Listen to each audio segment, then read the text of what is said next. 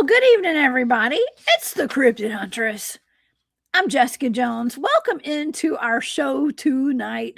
My goodness, we have such an interesting topic for you guys tonight. This is the remote viewing show of the week, and I have been given the targets of the York County Wendigo. Now, whether this is a Wendigo is up for debate, of course, but also just the Wendigo in general was given to me as a target a little while back, and we're going to discuss that tonight.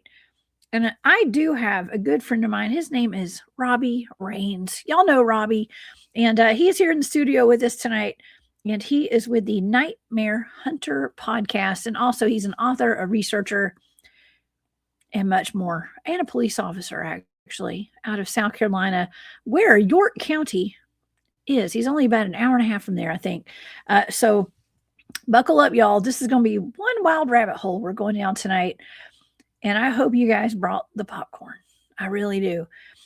So if you guys would like to follow along with my shows and stuff, please go over to my website and check it out. It's thecryptidhuntress.com. And yes, all of my remote viewing data, by the way, is over on my Patreon. And that is just look up the Cryptid Huntress over on Patreon. You can find all the data there tonight if you'd like to follow along with the data. It's always fun, and I do appreciate all of my members over there. Thank y'all from the bottom of my heart. It means the world to me that you guys are supporting me over there on Patreon. Okay, and of course I do have a shop, and it's called War Woman Goods. It's currently on Etsy. If I can get these buttons to work. I am considering taking all my stuff off Etsy and putting it all on my website. I think it's time to do that, y'all. But for now, it's over on Etsy, and yeah, I don't know. There's just I don't know. I want to take my things off Etsy, y'all. So watch my website. I may be changing everything over whenever I have time. I will be doing that. Okay, but for now, check me out over there. It's called War Woman Goods. Okay, y'all. Let's get to our show tonight, because this is a little weird. It's actually a lot weird. It's very weird. And there is a picture that came out. I think this came out around November of last year, actually. And it caused a big old ruckus all across, especially across South Carolina. And there was an article written recently, just this week, on this picture that was actually tasked to me as a remote viewing target, y'all. And I was hesitant to even talk about this on the show tonight because it is really odd. But people believe that there is a Wendigo, a non-human entity in South Carolina. Okay, so let me read this for you guys, and we're going to get to it. I can promise y'all this is going to be one entertaining show tonight. Okay, the Wendigo is a terrifying creature of Algonquin folklore. It roams the forests of North America, and it feeds on human flesh. Anyone who succumbs to the curse of the Wendigo, and I probably need to quit saying that word, becomes one forever doomed to wander the woods searching for food or victims. I guess it's the same thing though, right? Because it is a cannibal. An alleged Wendigo sighting was reported recently near the Catawba River in Catawba Nation's woods in York County in South Carolina. This picture surfaced of a gaunt, starving humanoid in the forest, and it made its rounds on social media, sparking concern by the locals. But what exactly is shown in the photo? Is it a malnourished human? Is it an actual Wendigo? Could it be a feral person? Could it be AI? I don't know.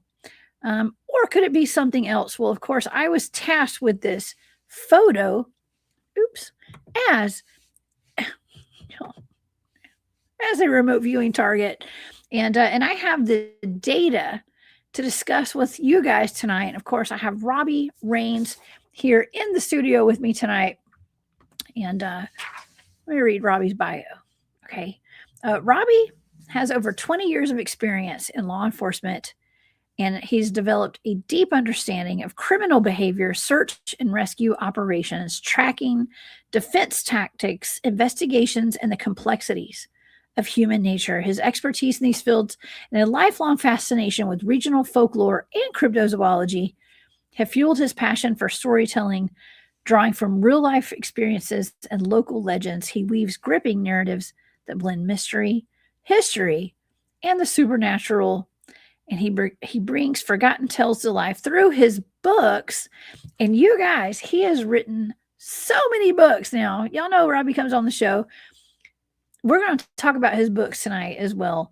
And you guys can find him. Just look up Robby Jed Raines. He's on Amazon and all over the place. And you can also find him on the Nightmare Hunter podcast on YouTube. Please help me welcome to the show, Mr. Robby Jed Raines. What's up, Robby? Not much, Jess. How are you? I'm excellent. Thank you for taking this strange journey down the rabbit hole with me tonight.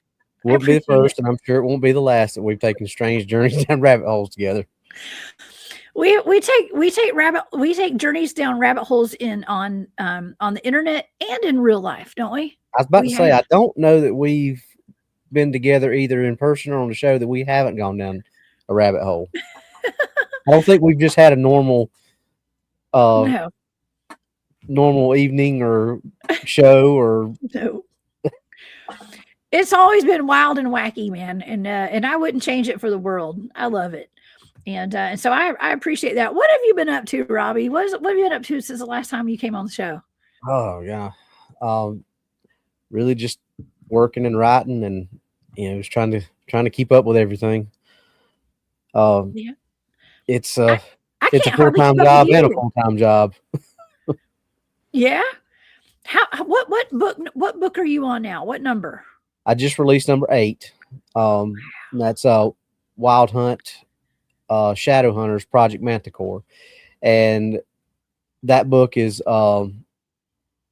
DA has already established the Midwest division of the Wild Hunt, which is Clark and Gideon and all them. If anybody's read the Wild Hunt books, you know those characters. But he also established that there are more than just the Midwest division. So he and I got to talking. He said, well, you're on the East Coast. He said, why don't you take the East Coast division and build that up and make that one yours? So I got to talking to my brother, who's a lieutenant colonel in the Marine Corps, and we sat down and laid it out. And then we decided to go, since Midwest is more geared towards the Army, and it's a much larger element. We decided to go with the Marine Corps MAGTF principle. So that version of Wild Hunt is more like a QRF, which is a quick response force. Like when there's something that needs to be responded to really quickly in that area, they can be up and wheels up and in the air and en route a lot quicker than some of the more larger units. So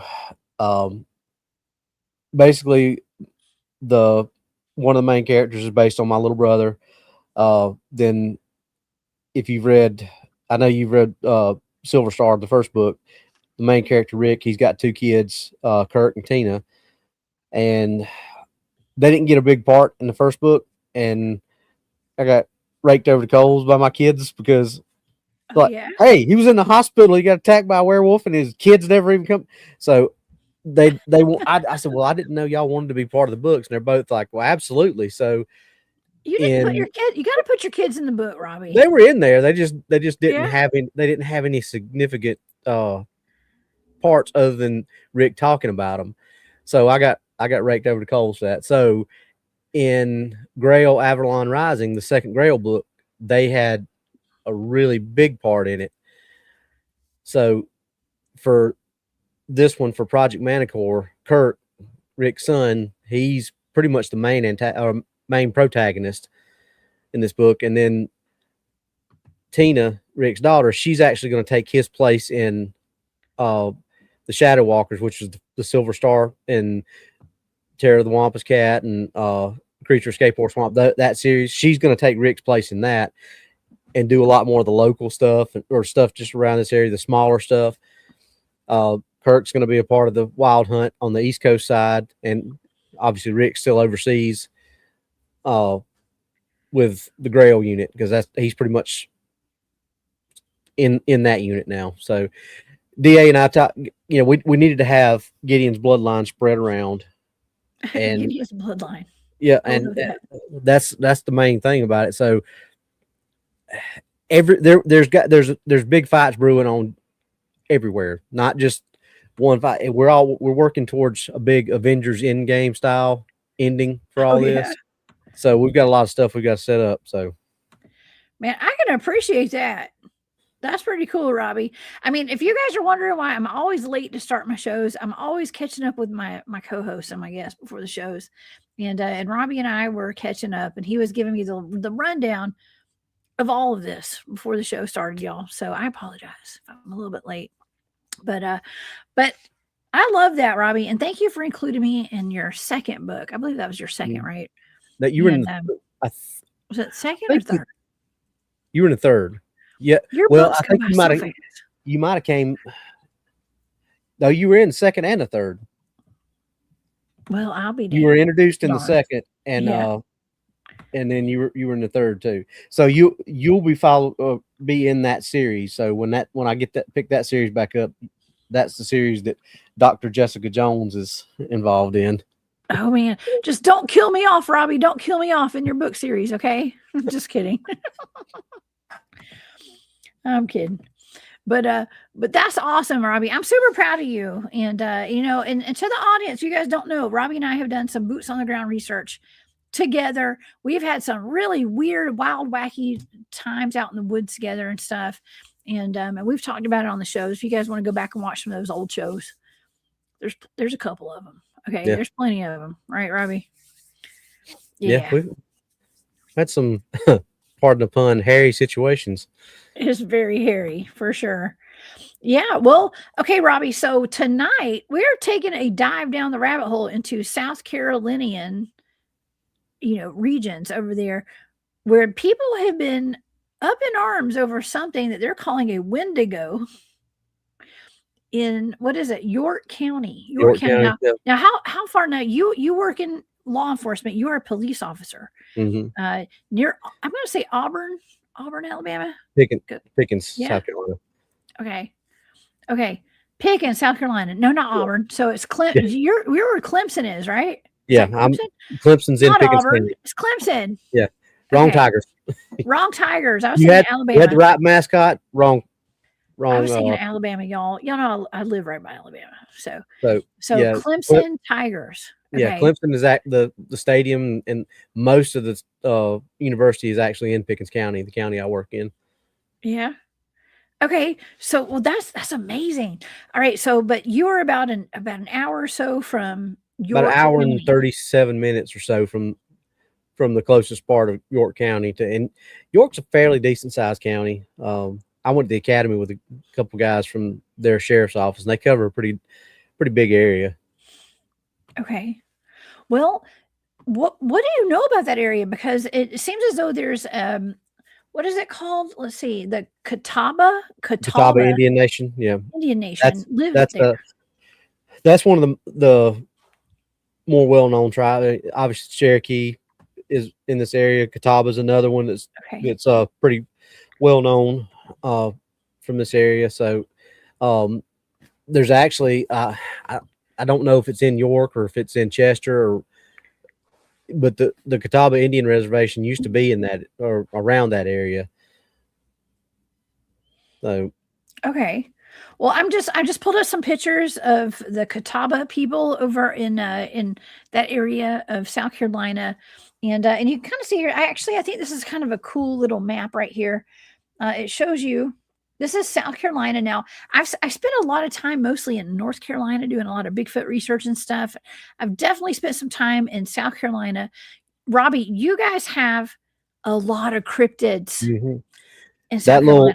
The little band up there at the top where it says Cherokee, that's basically we're in the same area that Pickens County's in. We're right at the top of the state right there, which is basically the foothills to the Appalachian Mountains. And you know how crazy the Appalachians are. So, we're in the Appalachian Mountain range. Oh yeah. Oh yeah. Definitely the Appalachians. And these are so you can kind of get an idea though, get a feel of like what we talk about a lot of the Cherokee legends on my channel and Spearfinger. And I've also got something called let's see, the Nunyunawi. Okay, the Hmm. stone, what is it Stonish called? giant. The stone giants. Yes. Hmm. We can talk about that a little bit tonight too as well. That's Because basically the Cherokee version of the Genosqua. is it? I was thinking maybe it was more like a Wendigo, but you think it's a Genosqua? Yeah, because Johnny and I did a show on it. So we kind of, when I was still doing my podcast, Uh-huh. and so I kind of dug into it, and then it's now there are some, because you know how it is when you start getting into these legends. There's like 50 different stories, so there are some who claim it to be more of a spirit and all that kind of stuff, but uh, the predominantly most of the legends, it's called the Stonish Giant, which is, or the Stone Giant. I think the Stonish Giant is Uh-huh. actually Genosqua. I'll get that word out in a minute. But it's basically the same thing. It was, supposedly a giant Bigfoot that covered itself in mud and river rocks to protect itself from the spears. Just like the Yes. Genosqua. Uh, Genosqua were probably just a little bit more well known. Um, Okay. All right. That's what, and thank you, Corey. Corey says Genosqua equals the Stone Coat. Okay. So when about 15 years ago, it's been a long time. About 15 years ago, I was up in near Cullowhee, where I'm going to be speaking at the Western North Carolina Comic Con this coming weekend, a week from, I'm going to say Saturday, a week from Saturday, I'll be up there. And I was up there in that area. It's not too far from Cashers, North Carolina. And I was camping out one weekend, and we had so much activity up there. I was with my friend Chief David Webb, and he has since passed away. But he took us to Judicola Rock, mhm. and we Been also there. camped out on top of the mountain right beside his house. And he and our friend Dick Darnell, and we were up on top of this mountain, and he had his friend Will with him, and Will, I probably shouldn't have said his name, but his name's Will, and he started speaking in this old dialect of Cherokee, Robbie. And he stood up. We were all sitting around the campfire. We had our tent. Me and my cousin Jesse was there with me, and we had our tent set up there, and we had the fire going, and we had been seeing like weird stuff, like shadows, running around the camp all night, and Bigfoot. There were Bigfoot standing at the bottom of the mountain, and he stood up and he started yelling at something in an ancient dialect of Cherokee, something that he said that no, not a lot of people even know this. Oh, it's like ancient. And and we were like, "What's going on?" And he said, "Oh, that was a skinwalker." He said a skinwalker was trying to get in the camp, is what he told us. And I thought maybe he was just messing with us, but he wasn't messing with us, Robbie. He wasn't. And he actually told me, he looked at me, he said, I didn't know what an S Walker was at the time. And he looked at me, he said, "Well, if you wanted to become one, I could make you one. I could turn you into one. Uh, I don't think you want to, but I could." And that was the first time I learned about that. And I started doing a deep dive on S Walkers after that.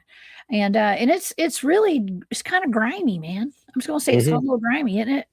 Oh yeah, yeah. Yeah, Uh, our grimy. mutual friend, you know what I'm talking about. We've had several long conversations about that. He's probably uh he's probably one of the most knowledgeable people on that subject that I've ever talked to, and it's Yeah. it's I don't get, this. You've been out with me when we've been in situations that a lot of people would turn to. I don't shake too easy, but some of those conversations that he and I've had, I'm just like, okay, yeah, Yeah. this is a little concerning. Some of the stuff that you have to do to walk that path, but Yes. Yes. I see somebody in the chat asking, did I just say there was a Cherokee S Walker present? Yes, I did. Yes. According to what I was being told, yes, there was one there. And it was actually quite terrifying, as a matter of fact, because at some point that night, all the gentlemen left and left all of us, I'm going to call us tourists, up at the top of the mountain to fend for ourselves until the sun came up. And that kind of sucked. Okay. It did kind of suck. I didn't get a lot of sleep that night.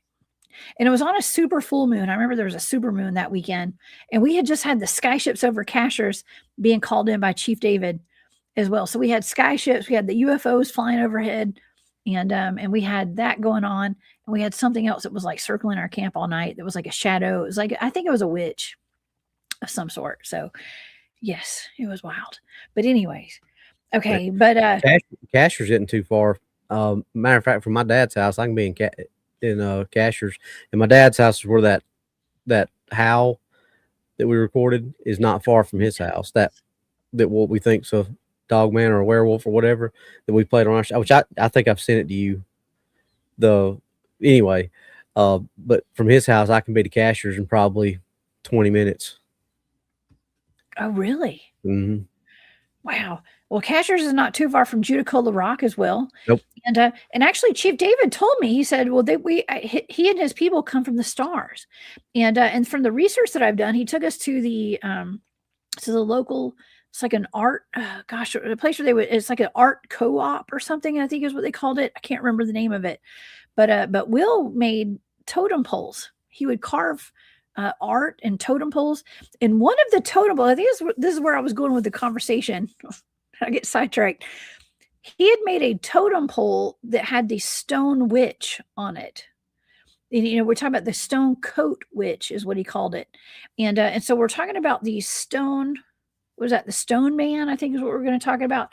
Well, he was talking about the stone coat witch. And I don't know if that was actually equated to Spearfinger or if it had a tie to Bigfoot, but there was some kind of interesting connection that he was making with that. But on top, it was on top of the totem pole was a stone coat witch. Did he mention Sukalu? Well, we went there. We went to Judicola. Absolutely. Yeah. Well, that's the Cherokee word for Bigfoot. Is every First Nations tribe has their own name for those creatures, and in Cherokee it's Sukalu. Oh yeah, Sugalu. Yes, I actually found some pictures of Sugalu with his human girlfriend. It's kind of fun. It's actually kind of funny. Mm-hmm. I always thought it was. That's a very cool legend about Judicola Rock. Yes, he would keep his girlfriend warm at night. I'm pretty sure, and with his hairy body, and she had no hair except for on her head probably, and but anyways, yes. It's a great story, y'all. If you want to go check all these stories out, there's actually what is the author's name? There's a guy. Is it James Mooney? I think that wrote a book on the Cherokee legends, and you guys, Chief David actually guided me to go purchase his books and stuff. So y'all go check those out if you ever get a chance. I think his book's the one I pulled the Wampuscat legend out of for the Terror of the Wampuscat. Book 3. Oh, really? Mm-hmm. Yeah, we talked about that last time you came on the show. Yes. Max Life wants to know, are you also a shape-shifting Cherokee? No, he's not a shapeshifter, y'all.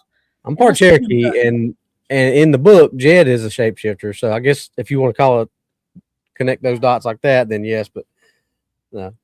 I do. My great-grandmother was full-blooded Cherokee on my dad's side. Yeah. And Robby, you actually had a Bigfoot experience when you were a child, right? Mm-hmm. Yeah. Do you think that you have like more of a connection because you have the Cherokee blood potentially? I mean, some people think that. DA and I have talked about that, and I don't. I mean, maybe I don't know, but anytime that DA and I have been out, or Doc's been, so I don't know if it's just me or if I personally, my personal opinion is, and you and I have talked about this before. I think once your mind is open to that, these things are out there and you accept it and you know what to look for. I just think it's easier just to spot the signs where they've been, and if you're in the area where they've been or where they're at, you're going to be more apt to see them, because we know that if you're just, case in point, we were in Combs Ferry. Literally, we felt like we were getting paced. It was during the day, and all of a sudden, it just kind of stopped. Well, when it stopped, about a minute later, here comes this guy walking his dog. I mean, it's kind of not like walking as in just a slow walk. He like power walks, and so DA stopped him and was talking to him because we said, well, just talk to him, just tell him you're doing research for a book. So while he was doing that, Wyatt, Doc, and I were just kind of walking around. I was kind of just listening because the cop in me wanting to hear what he had to say. So DA asked him, said, have you ever seen anything weird around here? And he goes, oh, no, I've never seen anything. Well, I watched him when he was walking up. He walking with his head down, looking at the trail the whole time. He was never up looking around, things like that. And I'm like, that's so, what's the word I'm looking for? It's such a norm for people who either don't believe or have no idea that things like this exist. They're oblivious. There's no situational awareness at all. So watching him walk through the woods compared to any one of the four of us was, completely and totally different. We're looking up, down, left, right, center, because Combs Ferry is where we found. Remember the pictures I sent you with the deer hide, and I sent them to you that morning after we found them. That's where it was at. It was in that area where it was just the hide torn off and put up on a little tree about that big, about 8 foot off the ground, or about 7 foot off the ground. But oh my gosh, some people have the situational awareness of a rock. I'm just saying. And I think he was probably, that was a place. There's not a lot of people go. It's a good place. He can get out and he can walk and let his dogs run and not have to worry about, because it's a peninsula and it's not open for people to camp or anything. So it's just a good place for me to go walk and be alone. But Yeah, he I ain't don't blame alone. him. Wait, is that like Table Rock? Is that what y'all call it? What is it called? It's on Table Rock Lake, but it's not. Okay. It's about 10 miles across the lake from Joe Bald. Joe Bald. Man, I love me some Joe Bald. I actually had a little slide that occasionally when I speak at conferences and stuff, like we're talking about like some of the dogman encounters, people love hearing about dogman. They love it. And sometimes I'll put that slide up with DA on it with that dogman behind him. And I'll be like, this is my friend DA Roberts, y'all. And I'll show that. That is fantastic. There's a lot of strange things going on out there. And things we see and things we don't see. For sure. And it took DA a couple of years before they actually found that thing in the video, right? Yeah, they were just him and Steve were out there, and Annette and Steve's wife were in the van waiting on him. Steve was filming just a promotional video for the book. That's all they were out there, and because the book was based in Joe Bald, so DA's just standing there talking, and he's explaining. He turns around, shines his flashlight across the trees, and shines it back. Went on about their business, and they were showing the video a couple of years later on the channel just to promote the book. And somebody in the chat said, "Hey, there's something behind you, Dad." I was like, "Yeah, right." He said, "No, I'm serious." And that guy actually slowed it down enough and pointed it out. He took the video and pointed it or slowed it down and sent it back to DA. So then they sent the video to I can't remember who DA said he sent it to, but he sent it to somebody that had some equipment to do that stuff. And that's when, if you get on our YouTube channel, Cryptid, I was reading the Nightmare Hunters podcast. Yeah, if you get on the Nightmare Hunter podcast and look at Joe Ball breakdown video, it's once you see it, you can't unsee it. But you've seen it, Jessica. It's ominous to see that thing. There's something there. I remote viewed that. Okay, I remote viewed it, and there's 100%. There is something going on. It's not just above the ground there. There's something going on under the ground. I think that's the case with a lot of these cryptids. You remember what I told you that me, DA, and Noah found after you said that there was something underground? You remember what I told you we found out there? We found those junction boxes, big power junction boxes, in a primitive campsite that DA said there was never any lights in that place. The only thing that possibly could have had power to it was the guard shack, and that was way away from that. And it had cables about that, but they were 3-phase cables that were going into the ground. But the box had been turned upside down and broken off of them, but you can see the cables still going into the ground. Yeah, there's something there. And it's on federal land, right? I mean, Yeah, it's owned by the it's government. the Army Corps of Engineers are the ones that shut those down, or that one down, shut Combs Ferry down. Now, as far as Joe Bald, you could go in and take a group of landscapers in a weekend, you could have that one ready to go again.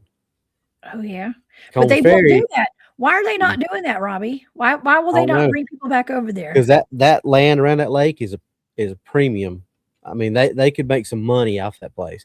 So, well, the same thing with Combs Ferry, but it's a peninsula, and they've actually bulldozed off the entrance. You can't drive any further than right up to where the old guard shack is. I mean, they literally taken like Burn. bulldozers and excavators, and it's like probably 4.5, 5 feet high piled up over. You'd have to have a rock climber, one of those rock climbing vehicles, a rock Yeah, crawler. That's what I meant to say, to get yeah. over that. Oh my gosh. So, Well, they want people at it stay out of there for a reason. And mhm. actually there's a place that we like to go researching, and all the gates are closed right now. We have scouts. We send scouts out before we go out to our research areas and stuff. And our recent scout went and found out that a lot of the places we go research are all closed off right now, Robbie. There's really no reason to be closed other than the ice storms that we had recently and things like that. It's always the places where all the Bigfoots are that get closed down. Yep. William, I think the bush outside my window is they're in the middle of shift change right now, so I think I'm good. William said, "Shh, they're listening." I think the bush outside my window is on shift change. I see that. Oh my gosh. They're always listening, William. We know that. They're always listening. Just tune into the Hunters channel, Three Letter Agencies. For Okay. entertainment purposes only. It's for entertainment purposes only. We already know they watch. I remember DA told me that a long time ago about the Pentagon. Okay. So, anyways, tonight we are here to talk about the big W. Okay. The big W. I know a lot of people don't like to say that word, Robbie. Right? Yeah. There's a few words we don't say. And this is one of them, even though I've been saying it all night. But okay, so let's get into why we're saying it. All right, why we're talking about this. This is weird. Okay, so this was tasked to me as a remote viewing target, and after I saw what the target was, after I did the target, I was hesitant to bring this out to the public because I don't really know if this is a person. Well, I do know through the data. We're going to go over the data tonight. Okay. But there is a picture. I'm about to show the audience this picture, and I want you guys to be warned. Okay. This looks like a person who is emaciated. And I don't know. It's up to you. You guys decide what this is. I feel bad because I think it looks like a person who is starving. Okay. But this is also how when the big W's are described, Robbie, right? You're familiar with the background of the W's, right? Cannibalistic, gaunt. I think they call it gaunt, or like starving looking humans. Emaciated, gaunt. Yeah. Yes. Well, this made some rounds a little bit, but let me go ahead. I guess. Oh God, I hate even pulling this up. But this is the target, so we're going to talk about it, okay? And this is about an hour and a half from where you live, Robbie. And let's just do it. I just want the audience to be Viewer discretion aware. is advised. Viewer discretion is advice. Okay. Thank you. All right, let me share the screen. And we're just going to pull up the entire article here. Okay. And you guys, God, Robbie, I hate this. But, even when my son saw this, my son was like, that's not human. You remember about a year ago, or maybe 2 years ago now, this lady was on an airplane flight. And she was like, let me off this plane right now. That mother effer is not real. Okay. Well, she was in the bus. I was Yeah. in Canada where the guy, that's where the clinical term Wendigo psychosis actually came from, was that guy. Really? I didn't know that. I'm pretty sure, William, correct me if I'm wrong, but I think the guy on the bus that was eating people, I think that's where the clinical term came from. Eating people? Oh yeah. When they caught him, he had a Ziploc bag full of jerky, fresh jerky. Ooh, with those e-files that were released, if you know what I'm talking about, they call human meat jerky. Is that what you're referring to? Oh yeah. Okay, that is so sad. There is a oh, Gary says there is a W in Alabama also. Yes, probably where you and I have been there together, Gary. Okay, over in East Alabama, Talladega National Forest. I would not doubt that. There's weird stuff over there. Okay, so here is the article. We're going to go over this before we go over the data tonight. York County Wendigo question mark alleged sighting sparked new fears in the South Carolina woods. Okay, now this was recent. This is just from February 10th, which was 2 days ago, as we're broadcasting tonight of this year. Now these pictures have been around since November, though. And William said, yes, that's correct.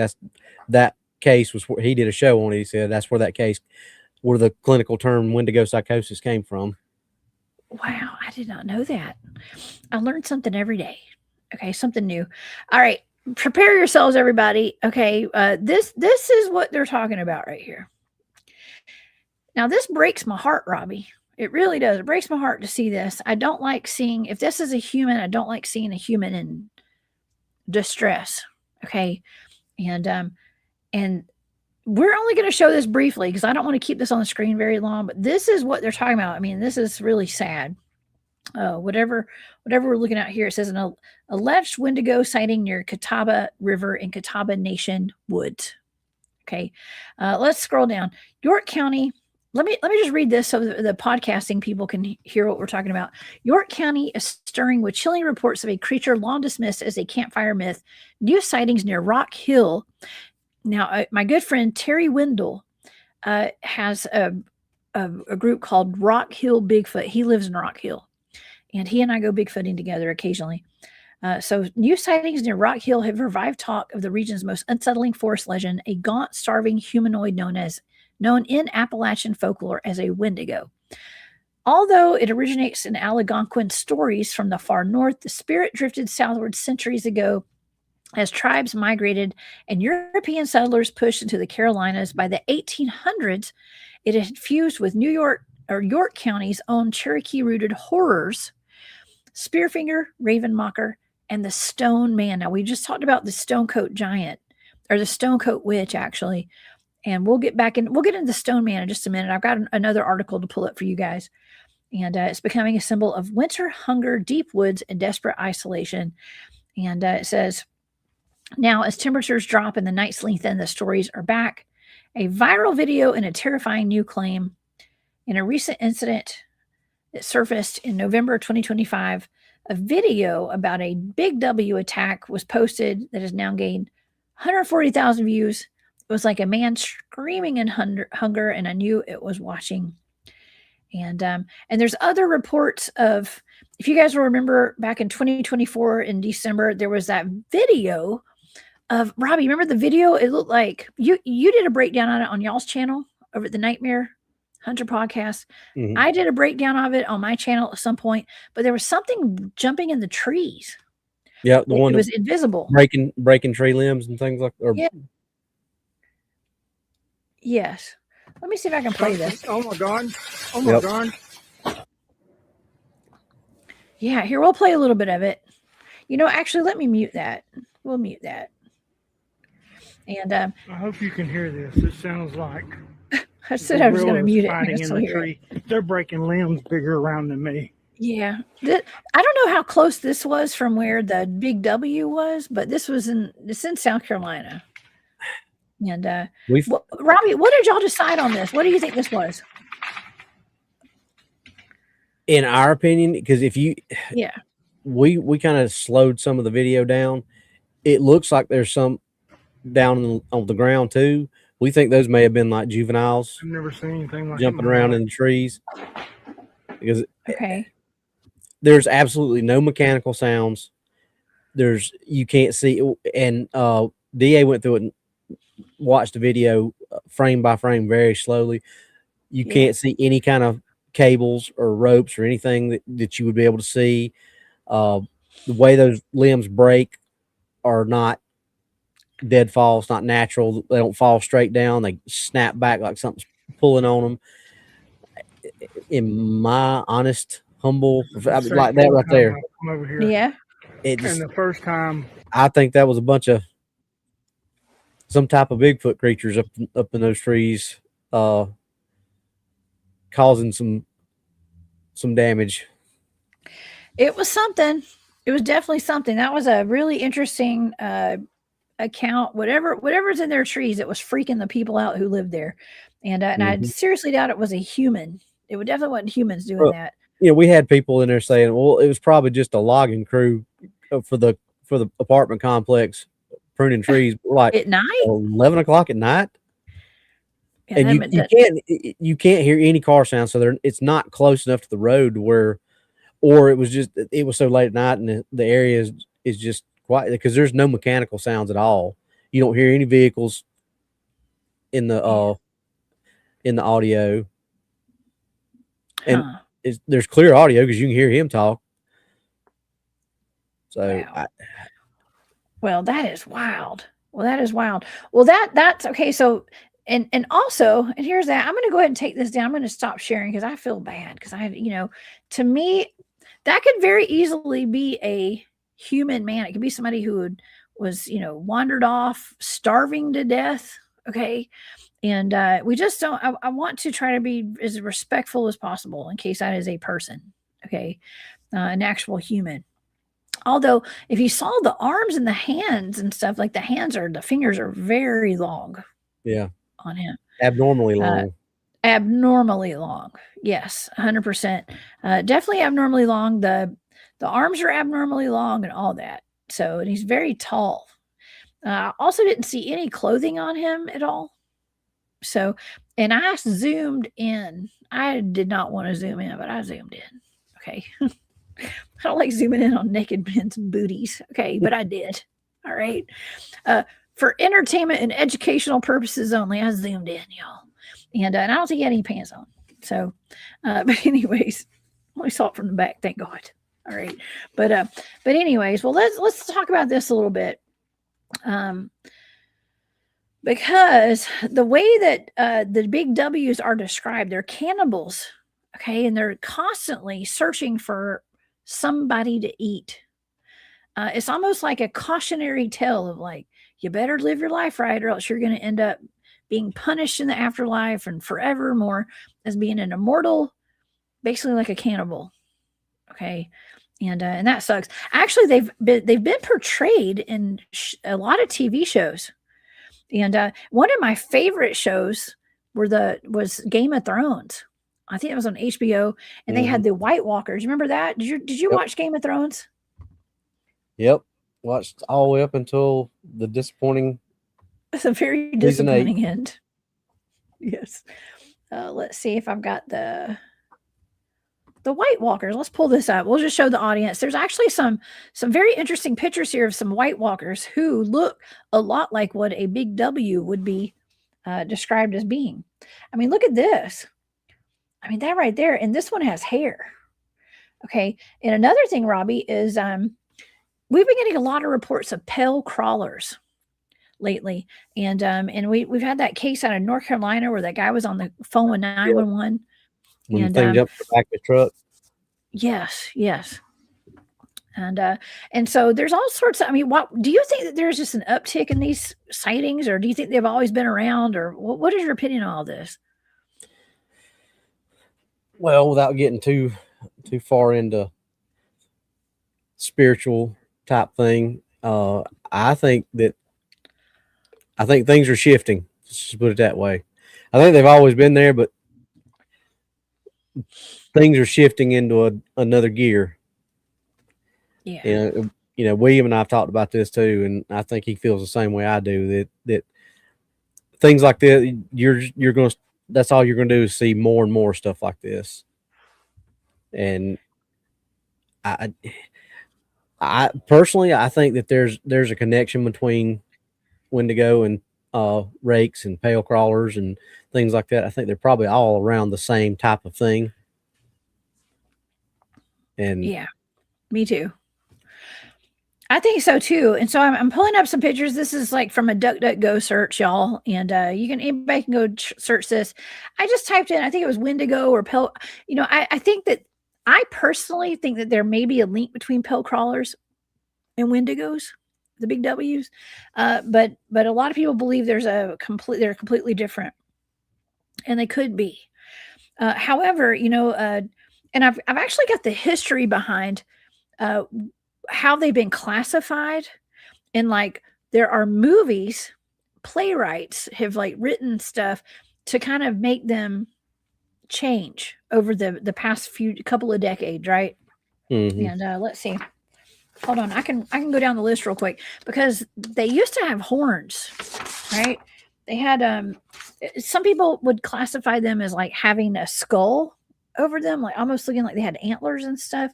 But a lot of people say that's not actually what they look like. They actually look like more like a pill crawler. Okay, a cannibalistic pill crawler. But if you look at some of these pictures, they're all a little bit different. Okay, here we go. And Oh, go ahead, I Robby. I think that maybe some of these with the deer antlers, that may just be almost like a mask, you know. It could be something like this. Yeah, wearing a deer skull as a mask. Okay, so let me go down the list here. So the original stories of the Wendigo, we're going to call it the Big W, would inspire Algernon Blackwood's short story, The Wendigo, where they introduced the modern version of what we know today as the Big W. And of course, let's see, there was Stephen King actually included the Big W, and it was portrayed as having goat horns and being more animalistic in appearance. And then in 2001, Larry Fessenden made a movie titled The Wendigo, where he combined folklore and some deer monster that his teacher had once told to about the class. And so it was a deer-headed Wendigo. And so the ones with the deer horns became normalized in 2001, Robby. Mm-hmm. And There's also and another then, movie, The Ritual. That oh, The Ritual. Yeah, I remember that. Okay. And so then they have the Pathfinder, which made it a monster. It was in some kind of game or something like that, and they gave it like an undead type of like a zombie, pretty much. And so people started moving away from the deer-headed type to a deer skull type that people kind of know today. It's almost like the chupacabra. Okay, Robbie, the chupacabra started off as like an alien that had like spines going down its back, like a little gray alien kangaroo mix. And then today, a lot of people think that the chupacabra is actually more like a dog. So it's almost like progressed into something different, more. I've heard like probably 20 or 30 different descriptions of that. Mm-hmm. Yeah, me too. Okay, so the Ojibwe version, I think I'm saying that right. They have the Big W as a giant cannibalistic corpse. It's made entirely of ice, and the person who became the Big W is entombed inside the ice body. The ice body grows proportionally with whatever it eats, which is kind of weird. And it says, and dealing a lethal blow to the person encased in the Big W who unlives it. Okay, so with the victim being entombed inside of the giant cannibal, that means that attack on, what is that, Titan, is weirdly a more accurate portrayal of a Big W than most modern Hollywood and pop culture. And some people, they're like, they argue, they're like, the Big W's are not cryptids. Absolutely not. I've heard that a lot. They're not cryptids. They're more like an entity. Okay, they're an entity that takes over a body. And what do you think, Robbie? Do you think it's a cryptid or an entity? I think it's more along the lines of an entity. I don't think it's a true cryptid. I mean, maybe in the sense of it's not been truly discovered, but in the actual definition of it's not a cryptid animal like Bigfoot or Dogman or anything like that. I don't think. I mean, it's just my opinion. But I Yeah, completely agree think with William. I think it's all you know, demonic, that kind of what walks around cannibalizing other humans, that other than, I mean, for it to be cannibalistic, it has to have some human qualities. So that in itself, because if you call it a cannibal and it's an animal, that really doesn't make sense. So I would, right. I think it has to have some kind of demonic entity behind it. Absolutely. I don't want to bring this up, but I'm going to bring it up briefly. They had the release of the e-files this past week, about a week and a half ago, and there's a lot of talk of humans eating humans in there. Mm-hmm. And I got to say, I don't believe that those humans eating humans are fully human, because I don't know. Probably. I don't know if, I mean, they're not normal humans, that's for sure, by my standards. Okay, so but anyways, that's kind of gross. I hate even bringing that up. But however, well, let's get to some of this data tonight, Robby. Okay, and so this was tasked to me. The skeleton man that we saw was tasked to me as a remote viewing target. I also was given a target a while back of the actual big W. We're going to go over that data too tonight.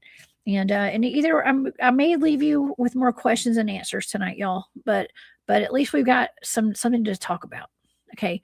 And there's also a symbol that came up, and I don't know what this symbol means, Robby. Maybe you can help me out with this. And I'll show this to you in just a second. It's interesting that, wait a second, I think that, okay, William said the antlers is not a W, it's a demon elemental spirit from Ireland in Norse legend. That's interesting, because I want you to see this. I'm going to go ahead and show you what I sketched. See, this is a blind target. I sketched that. And that's interesting, because that could be, is that, do you know Norse runes and stuff? I mean, I don't know if that could be a rune symbol or something, but it could be. Hold on. It looks like a pitchfork, or like maybe Poseidon's pitchfork or something. Or it could just be the devil's pitchfork. I don't know. Okay. But that was a sketch that I made.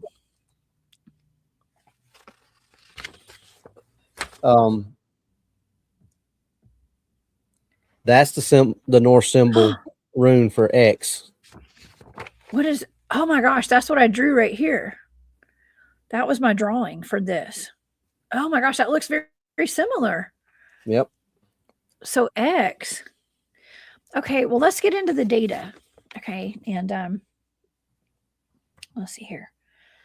Okay, so for my sensory data, let's go through this little by little. And by the way, my StreamYard has stopped streaming my comments on here, so I can't see what you guys are commenting up here. It has frozen, but it'll get back up in just a minute. Okay, so my sensory data is peace and peace, like peace, dude, and then a piece of something. Lonely, shared, bully, ringing, wander, and lengthy. Now the target, you guys remember, is that man or whatever that is that's really skinny, that looks like he's starving out in the woods.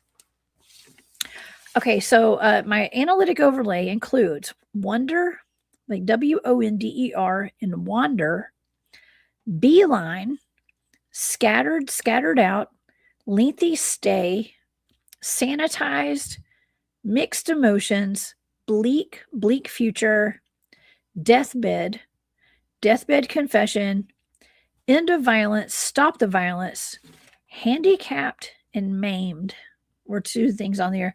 And not to be named. That's weird. Because we're not supposed to say the W word, right, Robby? So that's interesting. That's in there. We're not supposed to say the W. Okay. X is everywhere. Oh, William says, if you check into it, the hooked X is everywhere in America. Okay. That's interesting. I don't know what the hooked X is. I guess that's what I drew there. Have you ever seen the Viking compass? Yes, I have, actually. Look at the top symbol Or look at the two top symbols for the Viking compass. Oh my gosh, look, and this is what I drew. That was my drawing for this target. Robby, what a cool connection right there. That's really cool. Okay, so maybe there's something to it. Okay, well, let's go to, I only have 2 pages of data for this. Okay, so let's go to the next page. So I actually wrote Gods of Old Return. And this is all for that naked man looking thing. Okay, the humanoid. I said the Gods of Old Return, alabaster color white. I wrote alabaster. I wrote Alabama, woods and forest. I was definitely like I wrote forest, national park, woods, trees, rocks, dark woods, backwoods, feral. So feral's in my data. Feral people. Something that is like dense woods that were vast and open. I wrote lock and load. Oops. Okay, so lock and load after feral people, dense energy, and danger. And that's when I ended the session because I was like, there's something dangerous that I'm looking at right now. And so I ended the session. But if I were to analyze this data, knowing what the target is now, I would say, I mean, I hate to say I think maybe that might be feral.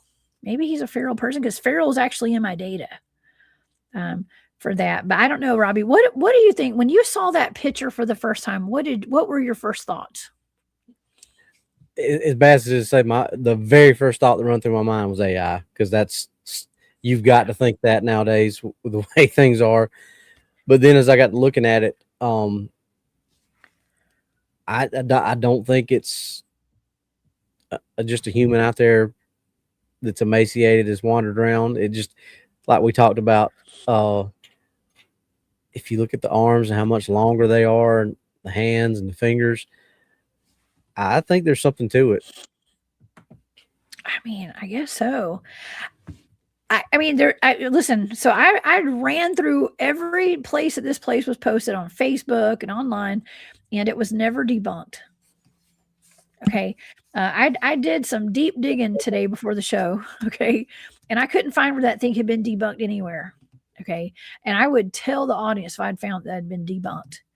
And it wasn't debunked as like AI or a person, because you got to think too, like, what if it could have been like a homeless person, Yeah. or someone who was missing? I mean, my first thought when I saw that picture, I was like, that could be like somebody's family member who got lost in the woods and, just had dementia or something. I mean, I don't know. It's horrible to even, and that's why I was even hesitant to even do a show on this tonight, because we just don't know. Yeah, I mean, there's always that possibility. There's just too many things about it that look off for it to me anyway. That, yeah, I mean, it still may turn out to be AI generated because they're getting better all the time. Yeah, that's right. It could be. Well, the data suggests that maybe it's, if anything, I'm going to say feral. Okay, feral. And like I said, yes, I did the dirty work for the audience. I did zoom in, and he did not have clothes on, I don't think. Okay, so, but there's also I do need to make a note too that I did find that there is a film crew that's planning on doing some kind of film out there or something too on a Big W at some point.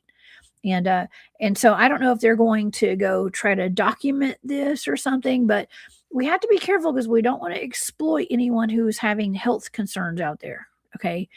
And, but this is, it was a big enough deal for someone, my tasker, to give me this as a remote viewing target. And so I'm sharing this with the audience tonight and with you, Robby, so we could just be aware of it. And, of course I do have another target as well. Okay. And like I said, if anything, I think that was probably a feral person, if anything. Okay. So, I mean, and I also had handicapped and maimed in the data as well. So, there's that as well. I don't think that is a big W personally. I really don't. I don't. Okay. But that is what's going around. There's articles about it being the big W of York County, South Carolina. Okay. So, and that's what happens with these remote viewing targets, Robby. It's not always what people think. Nope. That's right. Not everything is what people label it at all. And I'm not saying that this is right. It's just data, y'all. Okay, it's just data. Now, as far as the big W goes, okay, I had another target I was given a while back, and it was like how do you pronounce this? Algonquin, I think. Algonquin. Algonquin. The big W of the Algonquin legend was the prompt for this target, apparently. And I got to tell you, this is concerning. Okay, and let's go over this data briefly as well, because this involves like an army of beings, almost like militaristic, which is weird. Now, everything has been weaponized, Robby. Okay, everything's weaponized. Why wouldn't our military or agencies weaponize the big W as well? What do you think about that? No, we taught dolphins how to put mines on ships. I mean, right? Yes, anything that can be weaponized is weaponized. Okay, and yes, Robin says super thin legs that look human. Yes. Okay. All right. Well, let's go over this real quick. Let's just do it, because I don't know if anyone who's ever remote viewed a big W before. Yours truly has. Okay. So let's see. So some of the sensory data is tested, fear, dangerous, looming, hiding, lurk, and sadness. That was those sensory data. Now let's go over to the analytic overlay. Would be scary story, Halloween scary. This is like me trying to figure out what I'm looking at. I'm like, Halloween scary, march to the beat, enlisted, military, army, made you into what you become is something I wrote down. Made you into what you become. Boys to men, ? And skinwalker, ? Skinwalker or boy? A boy? Did I make you from a boy to a man, or did I make you into a skinwalker? Okay. And I wrote magical practice. I wrote regret, so sad, devastation, bad choices, play stupid games, win stupid prizes, cursed, death spells, silence, and revenge plot. That was all in the data. And I was seeing like an army of somebody, like a bunch of people, and like, this is my drawing. It's kind of silly because it's just people. I don't know. It's just, I was seeing, what I thought I was seeing was like people hiding behind trees and stuff. I thought I was looking at an army, I think, like of humans. Well, I know Doc would be happy that you didn't see anything about snowmobiles. So no snowmobiles. There were no snowmobiles. No. Thankfully, no snowmobiles were injured in your remote in viewing. my data. But I did. Okay, so the next page I did pick up on zombies. Okay, so I was thinking there was a zombie army. Okay, that's what I was actually remote viewing. I wrote spaced out, zoned out, zombie, and a zombie curse is what I wrote. Well, you mentioned the White Walkers from Game of Thrones. That was pretty much a zombie army. It was, I guess, yes. So zombie curse. Literally, yes, I mean, they actually had, rank and file just like a military. They were actually one of the scariest parts of that entire show, actually. Let me pull that back up. Let's see. The White Walkers and the Game of Thrones. And I just find this so interesting that one in the middle looks so much like a big W with hair. But that's another thing too. Like what that picture of that I was remote viewing, the person has hair, long hair. And I would think that a big W does not have hair. But then they showed this, like in the White Walkers, they had hair. You know what I mean? They weren't like pale crawlers. They were something totally different. Okay, so I wrote lights are on, but no one's home. That was in my data. AI drones, AI and then drones, artificial. So what I wrote down, and I wrote army of demons. And I heard that's messed up when I was remote viewing this. I was getting a bad feeling, overwhelmed, and I wrote down get out of here, and then I ended the session because it was something really bad, like really bad. Okay. And so an army, anytime if I'm remote viewing and I get the data that there's an army of demons, I'm out of there. Okay. I have no reason to stick around for that. But anyways, but that's what I got for the data for the big W's. Okay. In general, of the Algonquin legend. I'm going to say an army of demons. We're talking about whatever these White Walkers are that they portrayed in the Game of Thrones. That's basically what I was picking up on. Zombies. Okay. I would call them zombies. Yeah. And so that's what I got in my data. So yay, something new to look out for in the woods, Robby. Something new. I wouldn't think that they would be this far south because apparently they like the cold weather. But is it cold over there where you are?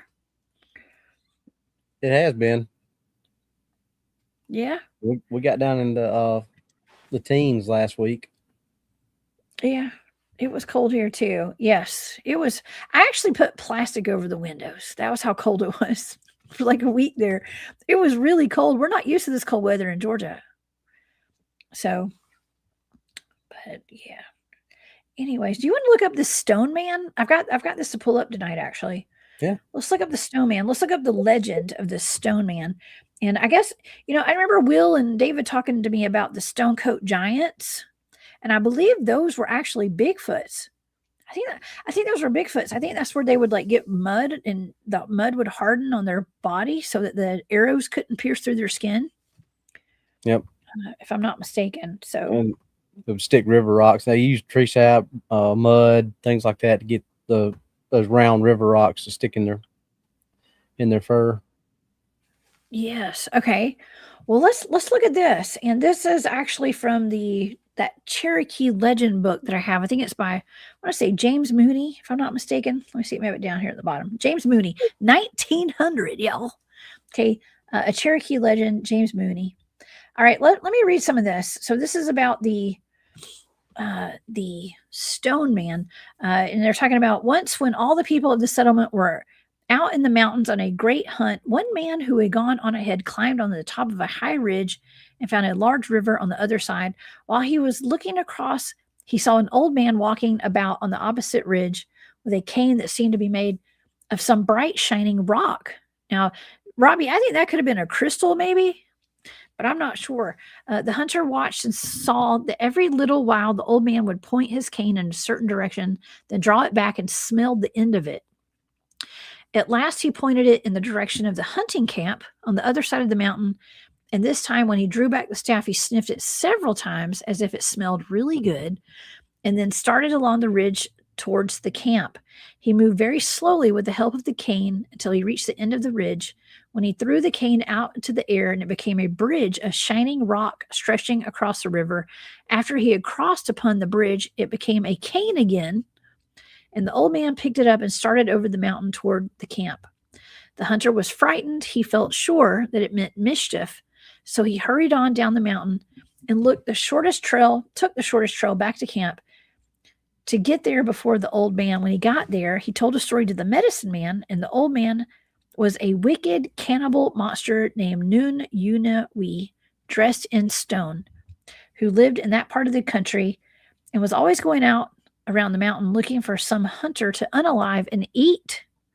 It was very hard to escape from him because his stick guided him like a dog, and it was nearly as hard to unalive him because his whole body was covered in a skin of solid rock. If he came, he would unalive and eat them all, and there was only one way to save themselves. He could not bear to look up it says minstrel woman, and if they could find seven of them and stand them in the path, put the women in front of them, man. Let the women be the sacrifice, I guess. But he could put them in the front of the path as he came along, and the sight would unalive him, so he would die from that. That's crazy. So they asked among all the women and found 7 who were sick in that way. Okay, and with one of them, it had just begun. By the order of the medicine man, they stripped themselves and stood along the path where the old man would come. Soon they heard him coming through the woods, filling his way with his stone cane. He came along the trail to where the first woman was standing there, and soon he saw her. He started crying out. He said, "You, my grandchild, you were in a very bad state." He hurried past her, but then went and saw the next woman and cried out again, "You, my child, are in a terrible way." Hurried past her, and by then he was vomiting blood. He hurried on and met the third and fourth, the fifth. With each one, he saw his step grew weaker. He came the last one with whom the sickness had just begun. The blood poured from his mouth, and he fell down on the trail. The medicine man drove 7 sourwood stakes through his body and pinned him to the ground. And when night came, they piled great logs over him. They set fire to him. They gathered around to see him. He was a great, it says, Ottaway, and knew many secrets. And now, as the fire came close to him, he began to talk and told them, the medicine man, for all kinds of sickness, told them the medicine for all kinds of sickness. And at midnight, he began to sing, and he sang the hunting songs for calling up the bear and the deer. And then all the animals of the woods and mountains, and the blaze grew hotter, and his voice sank low and lower, until at last, when daylight came, the logs were a heap of white ashes, and the voice was still. Then the medicine man told them to rake off the ashes where the body had lain. And they found only a large lump of red paint and a magic stone. He kept the stone for himself, and calling the people around him, he painted them on face and breast with the red wadi, and whatever each person prayed for. While the painting was being done, whether for hunting or success, for working skill or for long life, the gift was his. And that's interesting. I don't know. I think I really wanted to kind of bring this up because not only was this man a cannibal, but he's also like a stone giant. I'm not going to say he's a giant, but he was protected in stone, basically. And he had that crazy stone that he'd use it to sniff out the humans, Robby. That's scary. Yeah. I don't know. Kind of hard to get away from somebody like that. Yeah. Well, okay, so this is interesting, and I'll just tell the story quickly. When I was up there in Cherokee and spent a weekend up there on top of that mountain, and we went to Judicola and stuff, Chief David actually had a staff that had a big crystal on the top of it. And he asked us, he said, hey, do you want me to call in the sky ships, or I think they call them sky ships over cachers? And I said, we were like, yeah, of course. And he held up his staff and he did some chanting and did like a mind meld, I guess, like with the UFOs. And sure enough, they showed up all around us that entire weekend. Every time the sun would go down, right when the sun was about to go down, he would call in the sky ships and they would come and hover over us all night. There were 4 of them that hovered over us every night that we were out there. So I found that interesting. He also told me that his people were from the stars, and I believe there's a connection to the Palladians, Robby, if I'm not mistaken.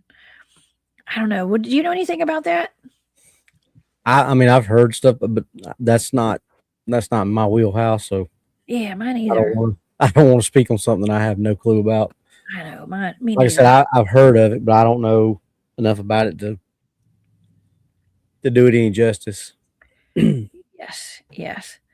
Well, I think it's really interesting. I really love talking about these ancient legends and stuff, and the Stonecoat Giants and the Stonecoat Witch. Stonecoat Witch was something that I was actually kind of worried about when we were up there camping out, because I was seeing something circling our camp all night. Second night we were there, and Mr. Will told me that it was the Stonecoat Witch, and so that was alarming. Whatever that was. And I'm going to assume he was talking about Spearfinger, Robby. And I think that's another one of the legends that you have in your area. Mm-hmm. Yeah. Have you put a Stonecoat or a Spearfinger in your books yet? Not yet. Not yet? Not Is it coming yet. up next? Yeah. Probably. Coming up soon. Yeah. Well, like I said, I didn't think that any of the big W's came this far south.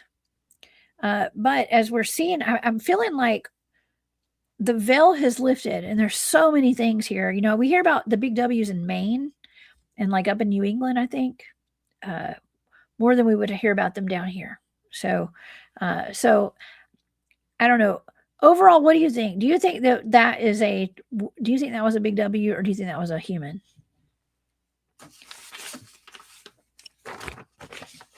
Let's say I think it may have been a human at one time. All right, at one time. I don't. So a zombie man. I don't know.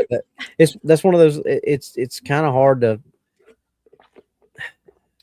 And I hate to keep using AI, but it's and it's the reason I know it's getting so much better is DA put a picture in Copilot, the picture of the the creature behind the tree, Yeah. and said It Joe Bald. He just asked it, said, "What do you see in this picture?" And it said it appears to be a creature standing behind a tree. It used the word Gugway without being No. prompted. Then Really? when it rendered the drawing, it looked like a dog man or a werewolf or whatever you want to call it. Really? Yeah. Oh my gosh. Oh my gosh. That is wild. That is really wild. I mean, what are the odds of that happening? Yeah. And use well, I take that back. The one that used Gugway on was the one that he took the picture of the bush from the cabin that him and Annette had in Gatlinburg. That's In the one that used Cannibal. Gugway on. Yeah. Really? We went up a couple years ago for the conference. Him and Annette were up there for their anniversary, so they stayed an extra day or two just to go to the conference and hang out. But before we got up there for the conference, you remember me telling you about you've seen the picture of the footprint he got outside his cabin, right? I don't know if I remember that. Yeah, he was doing his tongue pops, and he never got any response. But later that night, something smacked the side of the cabin. Ooh. And something growled at Annette. She was in the bathroom on the second floor, which is about 10 and a half, 11 feet off the ground. Something growled at her. Well, DA goes outside next morning, and the motion detecting light had been knocked off the side of it. And like I said, it's about 10 and a half, 11 feet off the ground. Something knocked it off it was hanging off the side of the building. Well, then he starts looking, and he sees something from the porch, and he calls Annette out there and says, "What's that right down there?" And she looks down. She goes, "That's a footprint." So he goes down and looks at it, and sure enough, it's about I want to say it was about 16 and a half, 17-inch long footprint. It was about 1.5 to 2 inches in rocky soil on a 45-degree angle. I mean, like down on the ground? Whoa. Mm-hmm. Whoa. And hey, honestly, that is one of the best. He was going to go cast it, and as soon as he gets up to the car to go to Walmart to get the casting stuff, started pouring down rain, as it oh my God, always happens. But he had snapped a bunch of pictures of him, sent them to me and Doc at the time, and then he gets when he gets to the car though, he sees a big greasy smear on the side of the car, and that was there 3 days. It poured down rain for those 3 days. It was there 3 days after, and I actually got to see that with my own eyes. Oh yeah, the greasy spot. But so all that he was up on the balcony when he was taking the first pictures. Well, he just got something about this area of the bushes back behind where the footprint was. Something just told him to take a picture of it. Yeah, and it actually looks like there's something in there looking back at you. So he sent it into Copilot and said, "What do you see in this picture?" And it says it appears to be an animal hiding in the bushes, possibly a Gugway. No way. Yeah. I mean, me and him were just it wasn't a show that we were doing. It was just me and him messing around. He did that, and I mean, I was watching it live, real time, because he was sharing the screen like you do here, and he's typing it in, and no prompting at all, and it used the word Gugway, which me and him were both like, "Whoa, what in the?" I know that's just not a word that's common whatsoever. Yeah. Like, that's exactly what we said. If it said Bigfoot or Sasquatch, wouldn't have batted an eyelash, but it used the word Gugway. Oh my God, that is so wild. That is wild. Well, it's interesting that we have all this AI that will, I don't know. I hate going down the AI rabbit hole sometimes because everything. I mean, I did a full show this week on some cryptids that are all over the internet. I keep my ear to the street, and I watch a lot of TikTok, Robby. I hate to admit that, but I do. And I joke around about it being my trusted news source. But it's not. It's wink, wink. But there's this video of like the southeastern Iowa dog man. You don't hear about a lot of dog men coming out of Iowa, right? But this is alleged video, and it's like that. There's no way that's real. I mean, it's just it's like a dog man standing in somebody's backyard, like just standing there, just doop de doop. Yeah, I think I've seen that one, but Yeah. there are some really good ones that you can't really explain on that. Like we had one on our show.